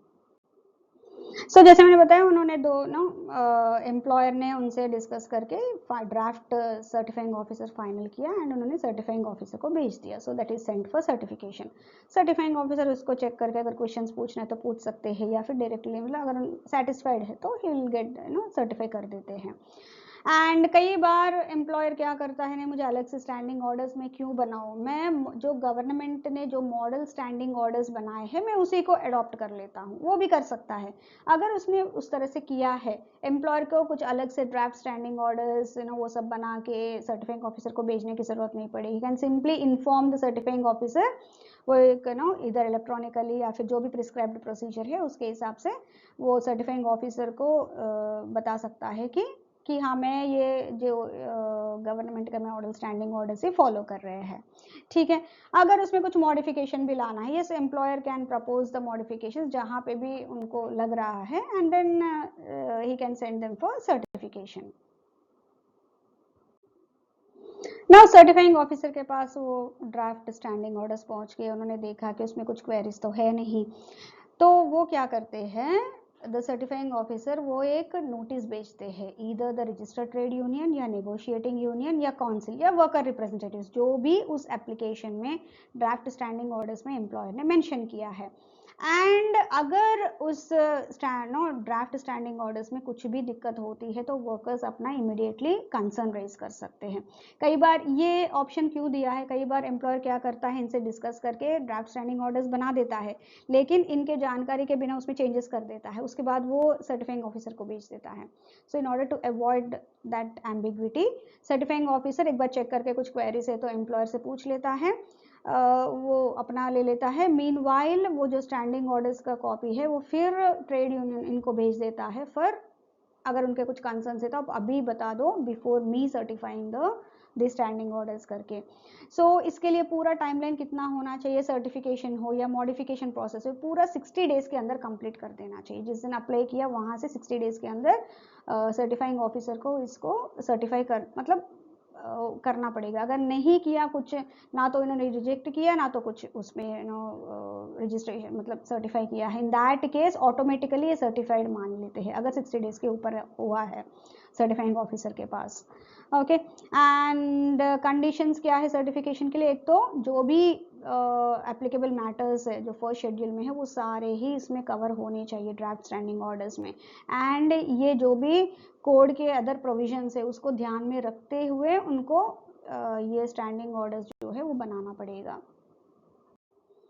Now certifying officer उन्होंने कुछ चेंजेस करके, कई बार ये होता है कि उन्होंने इधर अच्छे से डायरेक्टली उन्होंने सर्टिफाई कर दिया, या कई बार उसमें कुछ चेंजेस करके सर्टिफाई करते हैं जो बिल्कुल एम्प्लॉयर को एक्सेप्टेबल नहीं है, देन वो अपीलेट अथॉरिटी के पास भी जा सकते हैं। अपीलेट अथॉरिटी ये अगेन अप्रोप्रिएट गवर्नमेंट इनको अपॉइंट करती है। अगर सर्टिफाइंग ऑफिसर के जो स्टैंडिंग ऑर्डर्स है उनसे खुश नहीं है, then they can employer can go to these appellate authority as well. So यहाँ पे सर्टिफाइंग ऑफिसर हो या appellate अथॉरिटी हो, ये अच्छे से देखना पड़ेगा कि ये स्टैंडिंग ऑर्डर्स बिल्कुल फेयर है, रीजनेबल है, इससे लेबर वेलफेयर पे कुछ असर नहीं पड़ रहा है। दूसरा, जब भी ये सर्टिफिकेशन हो गया है, ये जो सर्टिफाइंग ऑफिसर है वो ये सर्टिफाइड स्टैंडिंग ऑर्डर के जो कॉपीज है वो उनको भेजना पड़ेगा एम्प्लॉयर को एंड ट्रेड यूनियन या वर्कर रिप्रेजेंटेटिव्स को। कितने? विद इन 7 डेज, जिस दिन उन्होंने उसको सर्टिफाई किया है वहां से 7 डेज के अंदर ये भेजना पड़ेगा दोनों को ही। ओके, एंड वर्कर्स डिटेल्स क्या अटैच होने चाहिए इस ड्राफ्ट सर्टिफाइंग ऑर्डर्स में, नंबर ऑफ वर्कर्स कितने हैं, ट्रेड यूनियन डिटेल्स उसमें देना पड़ेगा। अगर सिंगल नेगोशिएटिंग यूनियन नहीं है तो नेगोशिएटिंग काउंसिल या नेगोशिएटिंग यूनियन जो भी है वो उनको देना पड़ेगा। ये सारे डिटेल्स वो ड्राफ्ट स्टैंडिंग ऑर्डर्स में इंक्लूड करना पड़ेगा, बिकॉज तभी तो वो कॉपीज भेज सकते हैं फॉर बिफोर सर्टिफाइंग कि उनके कुछ कंसर्न्स है तो सुने। नो यहाँ पे कई बार ऐसा होता है कि एक एरिया है, वहाँ पे कुछ टेक्सटाइल फैक्ट्रीज है फॉर एग्जांपल। नाउ इन सारे फैक्ट्रीज का जो वर्क नेचर ऑफ वर्क है वो बिल्कुल सिमिलर है, वर्किंग कंडीशंस बिल्कुल सिमिलर है। इन दैट केस वो एक जॉइंट ड्राफ्ट बना सकते हैं एंड सब में सिमिलर एस्टेब्लिशमेंट्स वो जॉइंटली स्टैंडिंग ऑर्डर्स बना के सबमिट कर सकता है। ऐसा नहीं कि ईच इंडिविजुअल एस्टेब्लिशमेंट कर रही है। एंड उस स्टैंडिंग ऑर्डर्स में जो भी स्टैंडिंग ऑर्डर्स होंगे जो सर्टिफाई होंगे वो इन सारे एस्टेब्लिशमेंट्स के लिए लागू हो जाएगा। इससे क्या है, सब इंडिविजुअली एक तो सर्टिफाइंग ऑफिसर के ऊपर भी बर्डन नहीं पड़ेगा वर्क का, एंड इनके ऊपर भी सभी मिलके एक ही में कर रहे हैं, तो ये भी कर सकते हैं। दूसरा, अभी पहले लेबर लॉ था स्टैंडिंग ऑर्डर्स एक्ट, उसके तहत ऑलरेडी कई सारे एस्टेब्लिशमेंट्स इसको लागू कर रहे होंगे, राइट। सो इस कोड को अप्लाई करते हुए उन्होंने ये भी एक और क्लॉज इसमें डाल दिया कि ऑलरेडी अगर उनके एग्जिस्टिंग स्टैंडिंग ऑर्डर्स वैलिड है एंड वो इस कोड के तहत बिल्कुल कंसिस्टेंट है, कोई दिक्कत नहीं है, देन उनको अलग से फिर से स्टैंडिंग ऑर्डर्स का सर्टिफाइंग करना ये सब की जरूरत नहीं है करके, जो एग्जिस्टिंग वाले हैं उनको थोड़ा ब्रीदर मिल गया है इसकी वजह से। ना तब से मैं बता रही हूँ फर्स्ट शेड्यूल में matters to be provided in the standing orders under this code वो मेंशन्ड है, मतलब इस कोड के तहत स्टैंडिंग ऑर्डर्स में क्या क्या मैटर्स इनकॉर्पोरेट करना पड़ेगा वो सब है। तो अभी एक बार उसको देख लेते हैं क्या क्या होने चाहिए। तो कंडीशंस होने चाहिए of procedure in applying for and the authority which में grant leave and holidays. Yes, अगर कोई वर्कर को अप्लाई करना है लीव के लिए किसके पास जाएंगे, वो स्टैंडिंग ऑर्डर्स में मेंशन करना पड़ेगा कि किसी भी वर्कर को अगर छुट्टी लेना है तो वो अपने इमीडिएट सुपरवाइजर से ले सकता है एक दिन या 2 दिन के लिए, अगर उससे ज़्यादा लेना है तो उसको मैनेजर के पास जाना पड़ेगा। उस तरह से एक पूरा अच्छे से मेंशन करना पड़ेगा। दूसरा, requirement to enter the premises, कौन से गेट से एंट्री करना है, कौन से गेट से एग्जिट करना है, लायबिलिटी सर्च करने का कुछ है तो वो भी उसमें मेंशन करना पड़ेगा। कई बार कुछ हाई वैल्यू प्रोडक्ट्स ऐसे कुछ बनाते हैं तो उसमें ये सर्च वाला ऑप्शन रहता है उनका, तो वो लेकिन वो मेंशन करना पड़ेगा स्टैंडिंग ऑर्डर्स में उनको। Termination of employment and notice thereof to be given by employer and workers, कितने दिनों, मतलब अगर कोई वर्कर छोड़ना चाहता है तो उसको कितना नोटिस देना पड़ेगा, मतलब 1 महीने का, 2 महीने का, जो भी है। एंड अगर एम्प्लॉयर को निकालना है, टर्मिनेट करना है किसी के सर्विसेज तो उसको कितना नोटिस देना पड़ेगा, वो भी इसमें मेंशन करना पड़ेगा। सस्पेंशन और dismissal for misconduct and acts और ओमिशन विच कॉन्स्टिट्यूट मिसकॉन्डक्ट, ऐसे कौन से एक्ट्स है जो माना जाएगा कि ये मिसकॉन्डक्ट है एंड जिसके चलते हुए उनको सस्पेंड किया जा सकता है या डिसमिस किया जा सकता है, वो एक्ट्स पूरा मेंशन करना पड़ेगा। कंटिन्यूसली 10 डेज अगर आप लेट आए तो आपका 1 दिन का आपको 10 दिन के लिए सस्पेंड किया जाएगा, या फिर आपने सुपरवाइजर के साथ बदतमीजी से बात की या फिर हाथापाई किया है तो उसमें, तो इस तरह से वो एक्ट्स कौन से है वो उसमें मेंशन करना पड़ेगा। Okay, and means of redress for workers against unfair treatment और रॉन्गफुल एग्जैक्शंस बाय द एम्प्लॉयर और हिज एजेंट्स और सर्वेंट्स। सो अगर उनको कुछ अनफेयर ट्रीटमेंट हो रहा है वर्कर्स के साथ, वो ऐसे कंप्लेंट्स किसके पास लेके जाएंगे। सो ग्रीवेंस रिड्रेसल कमिटी है या फिर कुछ और इन्होंने इंतजाम किया है, all that they have to mention in that standing orders or any other matter that may be specified by the appropriate government by notification। अगर appropriate government कुछ notification के तहत इस matters के अलावा कुछ और भी वो बताती है कि ना हाँ ये भी standing orders में जरूर आपको incorporate करना पड़ेगा, तो वो भी इनको और भी जो मैटर्स है जो स्टैंडिंग ऑर्डर्स में इनकॉर्पोरेट करना चाहिए as per the first schedule, वो है क्लासिफिकेशन ऑफ वर्कर्स, वेदर वो परमानेंट है, टेम्पररी है, अप्रेंटिस है, प्रोबेशनर से, बदली से। कई बार जो परमानेंट वर्कर्स अगर कंटिन्यूसली उनका कुछ छुट्टी लेना पड़ा for whatever valid reason, तो उनके बदले में वो दूसरे वर्कर्स को लगा के कुछ दिनों के लिए काम करवा सकते हैं, उनको बदलीज बोलते हैं। तो वो बदलीज या फिक्स टर्म एम्प्लॉयमेंट, ये पूरे डिटेल्स ये जो स्टैंडिंग ऑर्डर्स में उसमें इनकॉर्पोरेट होना चाहिए। Manner of intimating workers workers, periods, hours of work, holidays, पे डेज, वेज रेट्स, किस तरह से उनको इन्फॉर्म किया जा रहा है वो पूरा इसमें मेंशन करना चाहिए कि उनको डिस्प्ले में बता रहे हैं या फिर उनका सुपरवाइजर के थ्रू, ये जो भी है, जो भी जिस भी किसी भी मैनर में वो इन्फॉर्म कर रहे हैं वो। शिफ्ट वर्किंग, उनके किस तरह के शिफ्ट से, कौन से शिफ्ट में कितने लोग काम कर रहे हैं, कौन है, वो सब इसमें मेंशन करना पड़ेगा स्टैंडिंग ऑर्डर्स में। Closing and reporting of sections of the industrial establishment, अगर कई बार होता है कि 10 डिपार्टमेंट है, उसमें एक डिपार्टमेंट में बीच में कुछ ओवरहॉल करने के लिए या फिर सर्विसिंग करने के लिए उनको कुछ देर के लिए बंद करना पड़ेगा फॉर एग्जाम्पल, तो अगर उस तरह के इंस्टेंसेस हो तो उसमें किस तरह का प्रोसीजर फॉलो करना पड़ेगा वर्कर्स के लिए, उस टाइम पे किस तरह से उनको बिहेव करना पड़ेगा, वो पूरा इसमें मेंशन करना पड़ेगा। जैसे कि टेम्पररी स्टॉपेजेस ऑफ वर्क, या उस टाइम पे उनके क्या राइट्स है, उनके क्या लाइबिलिटीज है of the employer and the workers, उसके वजह से वो पूरा इसमें मेंशन करना पड़ेगा स्टैंडिंग ऑर्डर्स में। अटेंडेंस किस तरह से लिया जाएगा, लेट कमिंग अगर है तो उसमें क्या नुआंसेस है वो भी उनको मेंशन करना पड़ेगा। कई बार बायोमेट्रिक्स होते हैं आजकल तो बहुत ज़्यादा, पहले ये था कि रजिस्टर में साइन करना पड़ता था, एंड लेट कमिंग है तो वो भी बताना पड़ेगा कि कितने टाइम वो लेट आएंगे, तो उसको कई बार होता है कि आप 15 मिनट से ज़्यादा लेट आए तो आपका हाफ डे कट जाएगा, उस तरह से अगर उस तरह के कुछ कंडीशन है वो पूरा भी उसमें मेंशन करना पड़ेगा ओके। नाउ नेक्स्ट आता है date of operation and availability of standing orders. कब ये स्टैंडिंग ऑर्डर्स सर्टिफाई तो हो गए, अब लागू कब से होंगे?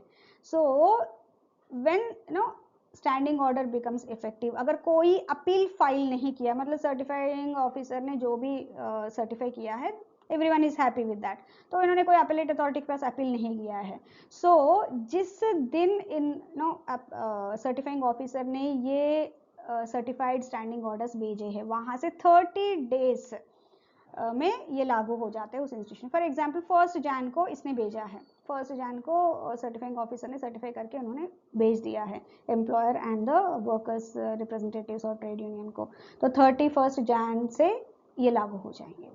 अगर अपील फाइल किया गया है ओके एंड अपीलेट अथॉरिटी ने उसके ऊपर देखा है एंड कुछ ऑर्डर पास किया है, उसके चलते हुए जिस दिन अपीलेट अथॉरिटी ने ऑर्डर सेंड किया है ऑर्डर करके वहां से 7 डेज के अंदर, मतलब 1 जैन को अगर अपीलेट अथॉरिटी ने किया है तो 8 जैन से ये लागू हो जाएगा उस एस्टेब्लिशमेंट में, ठीक है।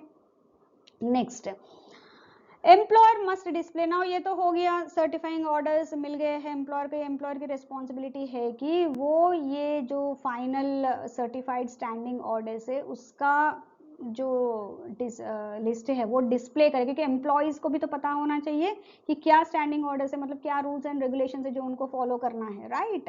सो प्रिस्क्राइब्ड लैंग्वेज में और प्रिस्क्राइब्ड मैनर में, मतलब जहाँ पे वो एंट्री होती है एग्जिट होती है और हर डिपार्टमेंट के सामने या जहाँ पे भी वर्कर्स बहुत ज़्यादा इकट्ठा होते हैं जैसे कैंटीन के सामने या फिर कोई लॉबी है, तो हर जगह पे ये स्टैंडिंग ऑर्डर्स उनको एम्प्लॉयर को डिस्प्ले करना पड़ेगा सो दैट उस वर्कर को पता चले कि जिस ऑर्गेनाइजेशन में वो काम कर रहा है वहाँ पे ये सारे रूल्स एंड रेगुलेशन है, ये स्टैंडिंग ऑर्डर्स है जो उनको फॉलो करना पड़ेगा, so that workers can easily know the rules and they can follow.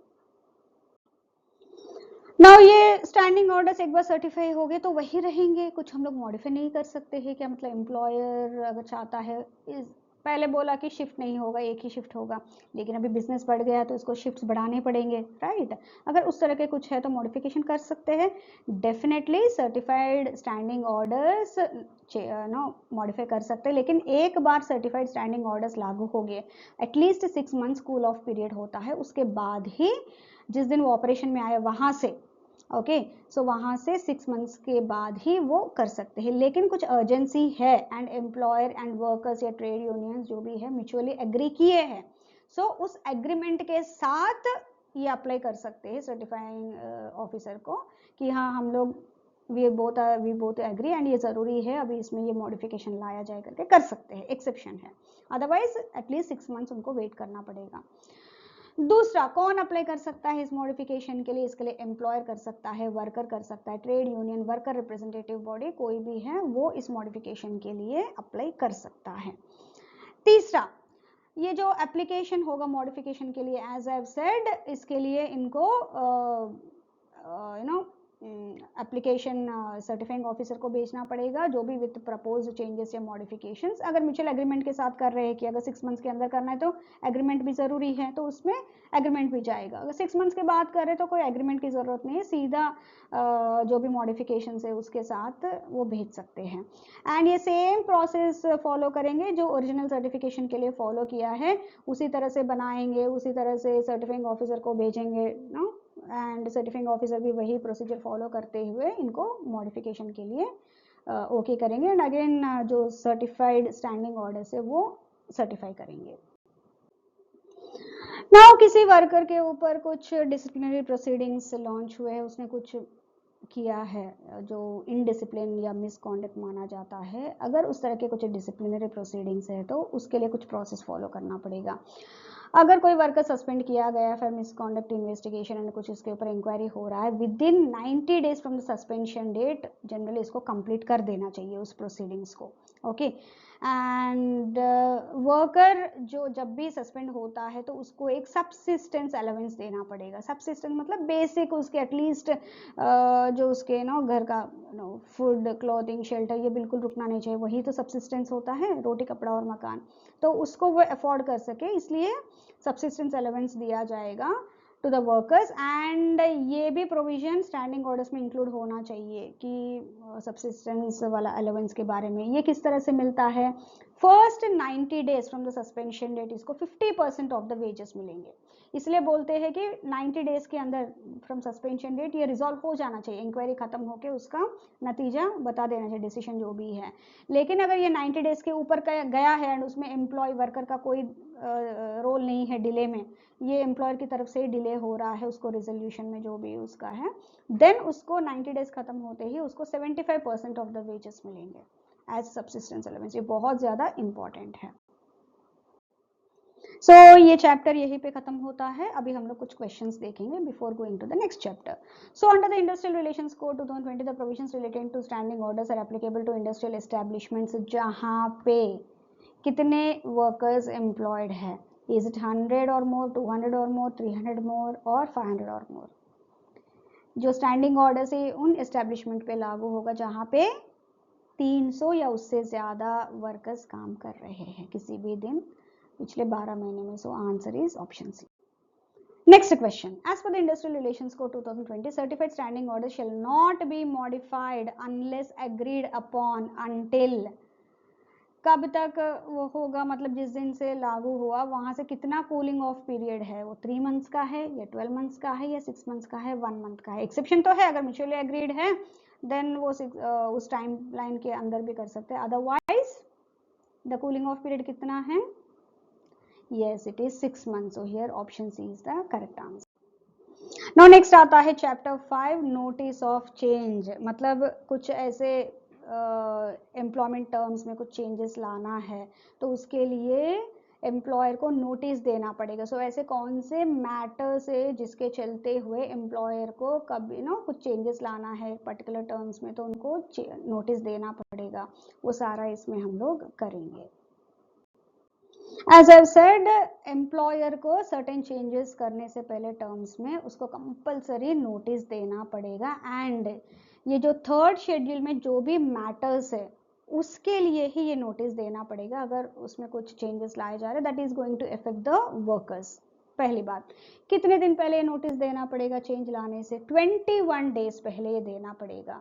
So at least 21 days before the change is being made ये नोटिस एम्प्लॉयर को देना पड़ेगा वर्कर्स को कि ये हम लोग चेंजेस ले आने वाले हैं करके। ओके, लेकिन कौन से ऐसे एक्सेप्शन है जहाँ पे बिना नोटिस के भी चेंजेस लाया जा सकता है, अगर चेंजेस लाना पड़ रहा है ड्यू टू सम सेटलमेंट और अवार्ड, कोई ट्रिब्यूनल ने ऐसे कुछ उन्होंने कुछ जजमेंट दिया है, अगर उसके बेसिस पे कुछ चेंजेस लाना है तो उसके लिए 21 डेज की नोटिस ज़रूरत नहीं है, डायरेक्टली करना है क्योंकि ऑलरेडी वो कोर्ट का ऑर्डर है। Government employees covered by service rules, जो गवर्नमेंट एम्प्लॉयज उनके अलग से सर्विस रूल्स होते हैं तो उसके हिसाब से जो भी चेंजेस करना है कर सकते हैं, उसके लिए 21 डेज की नोटिस पीरियड ज़रूरत नहीं है। कुछ इमरजेंसी शिफ्ट चेंज हुआ है एंड वो बहुत ही इमरजेंसी सिचुएशन है तो उनको अर्जेंटली शिफ्ट चेंज कराना पड़ा, वो ग्रीवेंस रिड्रेसल कमेटी से कंसल्ट करके वो कर सकते हैं। ओके, उसके लिए भी 21 डेज तक वेट करने की जरूरत नहीं पड़ेगी क्योंकि वो इमरजेंसी सिचुएशन है। Change ordered by the government, अगर गवर्नमेंट ने खुद ऑर्डर किया है कि आपको ये चेंज लाना है तो उसके लिए भी इवन अगर थर्ड शेड्यूल में वो मैटर रहता है तब भी उनको ये 21 डेज की नोटिस नहीं देनी पड़ेगी एंड गवर्नमेंट के जो ऑर्डर के हिसाब से उनको वो चेंज ला सकते हैं इमीडिएटली। सो ये है शेड्यूल 3 जहाँ पे हम लोग देखेंगे ऐसे कौन से कंडीशंस ऑफ सर्विस है जहाँ पे चेंज लाना है तो एम्प्लॉयर को नोटिस देना पड़ेगा। तो सबसे पहले आता है wages including the period and mode of payment. अगर उसमें कुछ चेंजेस लाना है, पहले वो सुबह पेमेंट करते थे, अभी बोल रहे नहीं हम लोग शाम में पेमेंट करेंगे, तो उस तरह से अगर कुछ भी है वेजेस में कुछ चेंजेस ला रहे हैं तो उसको 21 डेज पहले नोटिस देना पड़ेगा। दूसरा, कॉन्ट्रीब्यूशन पेड और पेएबल, अगर कुछ पेंशन फंड या प्रोविडेंट फंड के लिए कुछ जो भी कंट्रीब्यूशन पे किया जा रहा है बाय द एम्प्लॉयर उसमें वो कुछ चेंजेस लाना चाहता है, ओके, वो इसमें नोटिस में बता सकते हैं before changing. Compensatory and other allowances, कुछ अलाउंसेस है ना, कंपेंसेटरी अलाउंस है, ऐसा कुछ है। कई बार कंपेंसेटरी अलाउंसेस होते हैं कि आप आज काम नहीं किए तो दूसरे ना कंपेंसेशन ना आपको उस दिन करना पड़ेगा, या फिर आपने ये किया तो आपको इस तरह का कंपेंसेशन मिलेगा एक्स्ट्रा काम किया, तो उस तरह से होता है। अगर कुछ उसमें चेंजेस ला रहे हैं, पहले 10% देते थे फॉर एग्जाम्पल, अगर दिहाड़ी में उन्होंने बोला कि अगर आपने ये वाला काम किया है एंड एक्स्ट्रा आपके रेगुलर काम के साथ तो हम आपको जो आपकी वेजेस है उसमें 10% देंगे। अभी उन्होंने ये चेंज करके उसको 5% बनाना चाहते हैं तो उनको नोटिस देना पड़ेगा, उसको 15% बनाना चाहते हैं तब भी वो नोटिस देना पड़ेगा। फॉर एग्जाम्पल मैं बता रही हूँ। Hours of work and rest intervals, इसमें भी कुछ चेंजेस लाना है तो डेफिनेटली नोटिस उनको देना पड़ेगा। Leave with wages and holidays, उसमें कुछ चेंजेस लाना चाहते हैं कि पहले ये था वीकली जो भी रेस्ट डे है उन्होंने बोला है कि नहीं अगर आगे हमें डिमांड बढ़ने वाली है तो उस प्रोडक्शन हमें उस टाइम लाइन तक देना है, सो आपको इस डे में भी आपको रेस्ट डे है या हॉलीडे होगा वो उस दिन भी आपको काम करना पड़ेगा। आगे एज पर द रूल्स वो दे देंगे छुट्टी, नो डाउट, लेकिन अभी करना पड़ेगा करके अगर कुछ लाना है चेंजेस तो डेफिनेटली नोटिस देना पड़ेगा। स्टार्टिंग ऑल्ट्रेशन और discontinuation of shift working otherwise than in accordance with the standing order. Standing orders में उन्होंने बोला कि नहीं 2 ही शिफ्ट्स होंगे, लेकिन अभी इनको लग रहा है कि आगे डिमांड बढ़ने वाला है उनके प्रोडक्ट का तो उसका प्रोडक्शन इनको बढ़ाना पड़ेगा, तो ऑब्वियसली 3 शिफ्ट में काम करना पड़ेगा। तो इस तरह के चेंजेस भी अगर उनको करना है तो डेफिनेटली नोटिस इनको देना पड़ेगा एम्प्लॉयर को। Classification bye grades, now for example पहले ये था कि 1 साल का एक्सपीरियंस, 2 साल, 3 साल, 4 साल उन्होंने किया। 1 साल वाले के एक्सपीरियंस के लिए ये पोजीशन जूनियर का है, फिर 2 साल का है तो उसका मिडिल लेवल का है, उस तरह से है। लेकिन अब इन्होंने ये क्लासिफिकेशन चेंज कर दिया, उन्होंने बोला मिनिमम जो 2 इयर्स का एक्सपीरियंस है वो जूनियर ही रहेगा, ओके। 3 to 4 इयर्स का एक्सपीरियंस है, मतलब 4 इयर्स का एक्सपीरियंस है तभी वो मिडिल लेवल पे जाएगा, जो पहले 3 साल में ही जाता था। तो मतलब ग्रेडिंग अलग हो गया। ऐसे कुछ भी क्लासिफिकेशन ऑफ ग्रेडिंग्स में चेंज हो रहा है तो उनको नोटिस देना पड़ेगा क्योंकि वर्कर्स को इफेक्ट करेगा, उनका करियर वाला प्रोग्रेशन में इफेक्ट करेगा। Withdrawal of any customary concession of privileges और changes in use. For example एक एम्प्लॉयर है जो उनको फ्री स्नैक्स दे रहा था इवनिंग टाइम पे, तो वो उन्होंने अभी बोला कि अभी मैं नहीं दे पाऊंगा क्योंकि मेरे बहुत खर्चे हो रहे हैं। सो अगर उस तरह के कुछ विड्रॉल कर रहे हैं, कुछ कस्टमरी कंसेशन या प्रिविलेजेस जो वर्कर्स को दिया जा रहा था पहले, उनको नोटिस दे के ही उसको बंद करना पड़ेगा। Introduction of new rules of discipline या alteration of the existing rules except in so far as they are provided in the standing orders। standing orders में जो पहले provide किया है उसमें कुछ new rules introduce कर रहे हैं, जो existing rules है उसमें कुछ changes लाया जा रहा है, ओके। फॉर एग्जाम्पल पहले ये था कि आप 15 मिनट तक अगर लेट भी आए तो आपका अटेंडेंस मार्क हो जाएगा, लेकिन वो मंथली 2 ही चांस आपको मिलेंगे। लेकिन अब इन्होंने ये किया है कि अभी महीने में 1 ही चांस ऐसे मिलेगा। ऑल्ट्रेशन किया है जो एग्जिस्टिंग रूल का है तो डेफिनेटली वो नोटिस देना पड़ेगा। रेशनलाइजेशन, स्टैंडर्डाइजेशन और इंप्रूवमेंट ऑफ प्लांट और technique which is likely to lead to retrenchment of workers. ये क्या है, कई बार ऐसा होता है कि एम्प्लॉयर क्या करता है कि कई बार बीच बीच में रेशनलाइजेशन या इम्प्रूवमेंट करता रहता है, मतलब कुछ मशीनरी का इंट्रोड्यूस किया है या फिर एग्जिस्टिंग वर्क का फ्लो जो है उसने थोड़ा सा अच्छे से स्ट्रीमलाइन किया है। इसके चलते उसको समझ में आया है कि कुछ वर्कर्स रिडंडेंट है, मतलब ज़्यादा है, इतने की ज़रूरत नहीं है, तो उनको रिट्रेंच करना है that can lead to retrenchment. So उस तरह का जो भी रेशनलाइजेशन करना है या फिर कुछ इम्प्रूवमेंट करना है प्लांट या टेक्निक्स में, डेफिनेटली वो नोटिस दे के ही करना पड़ेगा। एनी इंक्रीज और reduction other than the casual in the number of persons employed और to be employed in any occupation और डिपार्टमेंट और shift not occasioned by circumstances over which the employer has no control। कई बार ये होता है कि एक डिपार्टमेंट में उनका काम चल रहा है, अच्छे से चल रहा है, लेकिन अभी मार्केट में बिल्कुल उसका डिमांड नहीं है, उसकी वजह से इसका क्या है, इस डिपार्टमेंट में काम ही नहीं हो रहा है, ये बिल्कुल out of control of the employer है। इन दैट केस एम्प्लॉयर बोलेगा ठीक है यहाँ अभी 10 लोग काम करें लेकिन मुझे 5 ही चाहिए क्योंकि उतना डिमांड है ही नहीं, आगे मैं 4 से भी नहीं कर पा रहा हूँ। इन दैट केस मैं 5 इसमें से डाउनसाइज करना चाहता हूँ, रिड्यूस करना चाहता हूँ। या फिर उसको लग रहा है कि दूसरे एग्जाम्पल में कि उसको बढ़ाना चाहता है। In either of these cases उसको नोटिस देना पड़ेगा एम्प्लॉइज को। सो ये भी चैप्टर हमने कंप्लीट कर लिया है। सो यहाँ पे हम लोग क्वेश्चंस करेंगे। So the question is as per the industrial relations code 2020 an employer intending to change service conditions related to matters in the third schedule must, कितने कोई भी एम्प्लॉयर चेंज सर्विस कंडीशंस में कुछ चेंज लाना चाहता है उसको नोटिस देना पड़ेगा। तो यहाँ पे कितने दिनों का नोटिस देना पड़ेगा या फिर क्या है वो इस क्वेश्चन में पूछा गया है। सो हियर ऑप्शन देख लेते। Implement the change immediately without notice, no notice के बिना वो कर ही नहीं सकता है। Give prior notice and implement the change after 7 days, नहीं ये भी नहीं। Take permission from the labour commissioner before implementing the change, ये भी नहीं। Give prescribed notice and implement the change only after 21 days, yes at least 21 days पहले ही ये notice देना पड़ेगा।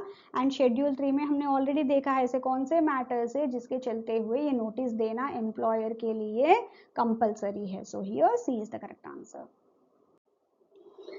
सो नेक्स्ट आता है हमारा चैप्टर 7 जिसमें हम लोग देखेंगे mechanism for resolution of industrial disputes. किस तरह का मशीनरी बिठा रखा है, किस तरह का मैकेनिज्म फॉलो करते हैं अगर कोई इंडस्ट्रियल डिस्प्यूट होता है। तो इसमें कई सारे सेक्शंस, ये बहुत ही लेंदी चैप्टर है। तो इसमें जो मोस्ट इम्पॉर्टेंट है जो प्रोविजन है वो हम लोग अभी कवर करने वाले हैं। तो इसमें राइट फ्रॉम सेक्शन 43 to 54 तो यहाँ पे आपको दिख रहा है, और यहाँ पे 55 to 61। सो बहुत सारे प्रोविजन है इस पर्टिकुलर चैप्टर में। ओके एंड इसमें जो मोस्ट इंपॉर्टेंट है वो भी हम लोग कवर करने वाले हैं। सो जो मैकेनिज्म है फॉर इंडस्ट्रियल डिस्प्यूट रेजोल्यूशन, उसमें सबसे पहले आते हैं पड़ाव में कंसिलिएशन ऑफिसर्स। नाउ इनको अपॉइंटमेंट किया जाता है by the government, that is appropriate government. वो एक नोटिफिकेशन के थ्रू इनको अपॉइंट कर सकते हैं।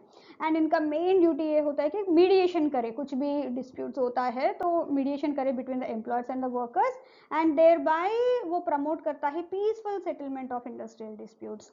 एंड क्योंकि ये देखिए एडजुडिकेशन मशीनरी में जाना है, मतलब कोर्ट्स में जाना है, दैट इज ट्रिब्यूनल्स एक्सेट्रा, फिर उनके ऊपर भी बर्डन होता है। तो कोशिश यही किया जाता है कि कंसिलिएशन ऑफिसर के थ्रू ही ये डिस्प्यूट रिजॉल्व हो जाए। अगर नहीं हुआ only then they can opt for other measures. So इसमें कई बार जो इनका अपॉइंटमेंट होती है ये एरिया स्पेसिफिक हो सकती है, मतलब इस एरिया में जितने भी इंडस्ट्रीज है वो इस कंसिलिएशन ऑफिसर के पास आ सकते हैं। या फिर इंडस्ट्री स्पेसिफिक भी होता है कि इस इंडस्ट्री के लिए ये कंसिलिएशन ऑफिसर, उस इंडस्ट्री में जितने भी एस्टेब्लिशमेंट्स होंगे इस कंसिलिएशन ऑफिसर के पास आएंगे करके, उस तरह से भी कंसिलिएशन ऑफिसर्स की अपॉइंटमेंट हो सकती है।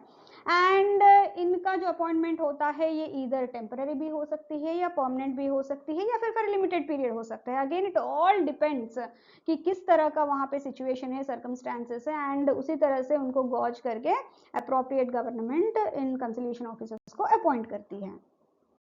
नाउ नेक्स्ट पड़ाव में आता है after the conciliation officers industrial tribunals. ठीक है, पहले इसमें लेबर कोर्ट्स भी होते थे, अभी लेबर कोर्ट्स को बिल्कुल हटा दिया है इस मशीनरी में। तो पहले क्या होता था, कंसिलिएशन ऑफिसर्स, कंसिलिएशन बोर्ड, उसके बाद लेबर कोर्ट्स, उसके बाद इंडस्ट्रियल ट्रिब्यूनल्स आते थे। तो एंड कोर्ट ऑफ इंक्वायरी, ऐसे कई सारी चीजें होती थी, लेकिन अभी इन सबको हटा दिया है। अभी डायरेक्टली जो इंडिविजुअल ग्रीवेंसेस होते हैं that would be your works committee and the grievance redressal committee. उसके बाद नेक्स्ट पड़ाव में आता है जो इंडस्ट्रियल डिस्प्यूट्स है, तो इंडिविजुअल नहीं, इंडस्ट्रियल डिस्प्यूट्स है तो वो आते हैं हमारे कंसिलिएशन ऑफिसर्स, उसके बाद इंडस्ट्रियल ट्रिब्यूनल्स, उसके बाद नेशनल ट्रिब्यूनल्स। ठीक है, तो इंडस्ट्रियल ट्रिब्यूनल्स नेक्स्ट आते हैं, इनको अगेन अप्रोप्रिएट गवर्नमेंट इनको एस्टैब्लिश करती है, again based on the requirement, एक या उससे ज्यादा भी इंडस्ट्रियल ट्रिब्यूनल्स हो सकते हैं, एंड अगेन थ्रू नोटिफिकेशन इनको करना पड़ता है। इनका मेजर जो काम है वो इंडस्ट्रियल डिस्प्यूट्स को रिजॉल्व करने की कोशिश करते हैं, एंड जो भी इस कोड के तहत उनको फंक्शंस है, उनके फंक्शंस है, वो सारे ही उनको निभाने पड़ते हैं। And every tribunal, every industrial tribunal में 2 मेंबर्स होते हैं, एक जुडिशियरी मेंबर और एक एडमिनिस्ट्रेटिव मेंबर। पहले वन मैन आर्मी की तरह एक ही बंदा होता था, लेकिन अभी इन्होंने इसमें थोड़ा चेंजेस लेके आए हैं, एंड इसमें 2 मेंबर्स होते हैं, मतलब एक बेंच की तरह करते हैं। सो जो केसेस का हियरिंग होती है वो बोथ मेंबर्स टुगेदर कर सकते हैं, ये दोनों, या फिर सिंगल जुडिशियल मेंबर कर सकते हैं, या फिर सिंगल एडमिनिस्ट्रेटिव मेंबर भी कर सकते हैं। तो इनके क्वालिफिकेशन किस तरह से होता है, जो भी क्वालिफिकेशन है, रिक्रूटमेंट है, इनकी सैलरी है, सर्विस कंडीशन है, ये सारे ही जो भी अप्रोप्रिएट गवर्नमेंट इनको अपॉइंट कर रही है वही प्रिस्क्राइब करेंगे। And when it comes to administrative member, वो जॉइंट सेक्रेटरी लेवल से नीचे नहीं हो सकता है, क्योंकि जो गवर्नमेंट में जो किसी भी डिपार्टमेंट में, मतलब किसी भी मिनिस्ट्री में कई सारे पोजिशंस होते हैं, secretary, joint secretary, deputy secretary, ऐसे उनका पूरा लिस्ट होता है। सो ये जॉइंट सेक्रेटरी का जो ओहदा है तो उससे नीचे नहीं हो सकता है कोई भी administrative member in this industrial tribunal. And जो स्टेट गवर्नमेंट के ट्रिब्यूनल है उसमें जो भी टर्म्स एंड कंडीशंस है वो स्टेट गवर्नमेंट बताएगा। जो सेंट्रल गवर्नमेंट, क्योंकि उनके भी कई सारे इंडस्ट्रीज है जो उनके दायरे में आते हैं, तो उनके लिए भी इंडस्ट्रियल ट्रिब्यूनल्स चाहिए, तो उसके लिए सेंट्रल गवर्नमेंट बताएगा। सो दोनों बिल्कुल क्लियर है, अपने अपने इसमें वो बनाएंगे। एंड जो सैलरी या सर्विस कंडीशंस है ये स्टेट गवर्नमेंट या फिर कोई भी अप्रोप्रिएट गवर्नमेंट उनके डिसएडवांटेज में नहीं कर सकती है। मतलब जो इस कोड के तहत उनको बताया गया है कि इस तरह की इनको सैलरी मिलनी चाहिए, इस तरह के इनको पर्क्स मिलने चाहिए, इस तरह के इनके सर्विस कंडीशंस होने चाहिए, वो बिल्कुल उसी तरह से लागू करना पड़ेगा, उसमें कोई चेंज नहीं ला सकते। मतलब डिग्रेड नहीं कर सकता, अपग्रेड करना है तो वो कर सकते, लेकिन डिग्रेड नहीं कर सकते। ना जैसे मैंने पहले भी बताया है कि ये बेंच की तरह काम करते हैं, ये दोनों मिलके भी केसेस सुन सकते हैं, अकेला जुडिशियल मेंबर या अकेला एडमिनिस्ट्रेटिव मेंबर भी इनको केसेस सुन सकते हैं। लेकिन कुछ ऐसे केसेस है जहां पे दोनों को मिलके सुनना पड़ेगा। So bench with both judicial and administrative member handles important matters like कौन से, लाइक स्टैंडिंग ऑर्डर्स रिलेटेड कुछ डिस्प्यूट्स है, या फिर डिसमिसल या discharge of workers related disputes है, स्ट्राइक या लॉकआउट का लीगैलिटी करना है, तो मतलब समझना है तो उसकी जो डिस्प्यूट्स है, रिट्रेंचमेंट या closure related disputes and trade union disputes, ये सारे ही ये दोनों को मिलके ही cases they have to heard by joint bench. ऐसा नहीं कि मैं अकेले जुडिशियल मेंबर आके सुनूंगा या फिर एडमिनिस्ट्रेटिव मेंबर अकेले सुनेगा, नहीं हो सकता है। इनके अलावा, इन केसेस के अलावा कुछ और केसेस है तो वो इंडिविजुअली सुन सकते हैं। Other cases single judicial member और सिंगल एडमिनिस्ट्रेटिव मेंबर सुन सकते हैं। एंड जब भी ये बेंच की तरह जॉइंटली सुनते हैं, then the judicial member will preside, acts as a presiding officer, मतलब जो भी डिसीजन लिया जाएगा that would be taken by the judiciary officer। यहाँ पे नाउ ये एक चीज इनको इसमें ध्यान रखना पड़ेगा अंडर सेक्शन 45, जब भी किसी ये जो जुडिशियल मेंबर है या एडमिनिस्ट्रेटिव मेंबर है जो गवर्नमेंट अपॉइंट करती है, that can not be question in the court. Normally बहुत ही अगर गलत तरीके से उनका अपॉइंटमेंट हुआ है तब क्वेश्चन कर सकते हैं, otherwise in general that can not normal be question in the court. And ये जो ट्रिब्यूनल प्रोसीडिंग्स है वो it will not become invalid merely because वहाँ पे एक वैकेंसी था या फिर there is some defect in the tribunal constitution. मतलब जो डिसीजंस या प्रोसीडिंग्स उन्होंने लिया है या कर रहे हैं एज पर जो भी अवेलेबिलिटी है मेंबर्स का, वो प्रोसीडिंग्स वैलिड रहेंगे इवन उसका जो क्वेश्चन अगर उठाया जाए उनके अपॉइंटमेंट पे। सो अभी तक हमने इंडस्ट्रियल ट्रिब्यूनल्स का देखा जहां पे अप्रोप्रिएट गवर्नमेंट अपने अपने हिसाब से ट्रिब्यूनल्स बिठा सकती है या कॉन्स्टिट्यूट कर सकती है। नाउ आता है नेशनल इंडस्ट्रियल ट्रिब्यूनल। यहाँ पे सेंट्रल गवर्नमेंट ही इनको कॉन्स्टिट्यूट करती है, सो दैट जो नेशनल इंपॉर्टेंस के जो कुछ डिस्प्यूट्स है या फिर कुछ मल्टीपल स्टेट्स इन्वॉल्व हो रहे हैं किसी डिस्प्यूट में, फॉर एग्जांपल एक पावर डिस्ट्रीब्यूशन कंपनी है, डिफरेंट स्टेट्स में है, अब उनके बीच में पावर डिस्कॉम्स जो डिस्ट्रीब्यूशन कंपनीज है एंड उस पावर वाले डिपार्टमेंट्स में कुछ अनबन हो गई है, कुछ डिस्प्यूट हो गया है, अब मल्टीपल स्टेट से, तो उस तरह की डिस्प्यूट कहाँ जाएगा, उस तरह की डिस्प्यूट नेशनल इंडस्ट्रियल ट्रिब्यूनल में जाएगा। तो यहाँ पे जो नेशनल इंडस्ट्रियल ट्रिब्यूनल है, इसमें सेंट्रल गवर्नमेंट एक या उससे ज्यादा नेशनल इंडस्ट्रियल ट्रिब्यूनल बना सकती है through notification, similar to the industrial tribunals. And इनका मेजर पर्पस क्या है, जो नेशनल लेवल इंपॉर्टेंस के या फिर जहाँ पे भी मल्टीपल स्टेट्स में इफेक्ट कर रहा है उस तरह के कुछ इंडस्ट्रियल डिस्प्यूट्स होते हैं, वो इनके पास आते हैं, ठीक है। एंड इनका कॉम्पोजिशन रहता है again same, 1 judicial member and 1 administrative member, 2 रहेंगे इसमें। एंड इनके क्वालिफिकेशन रहेंगे, स्पेशली जुडिशियल मेंबर होंगे एक हाई कोर्ट जज या फॉर्मर हाई कोर्ट जज।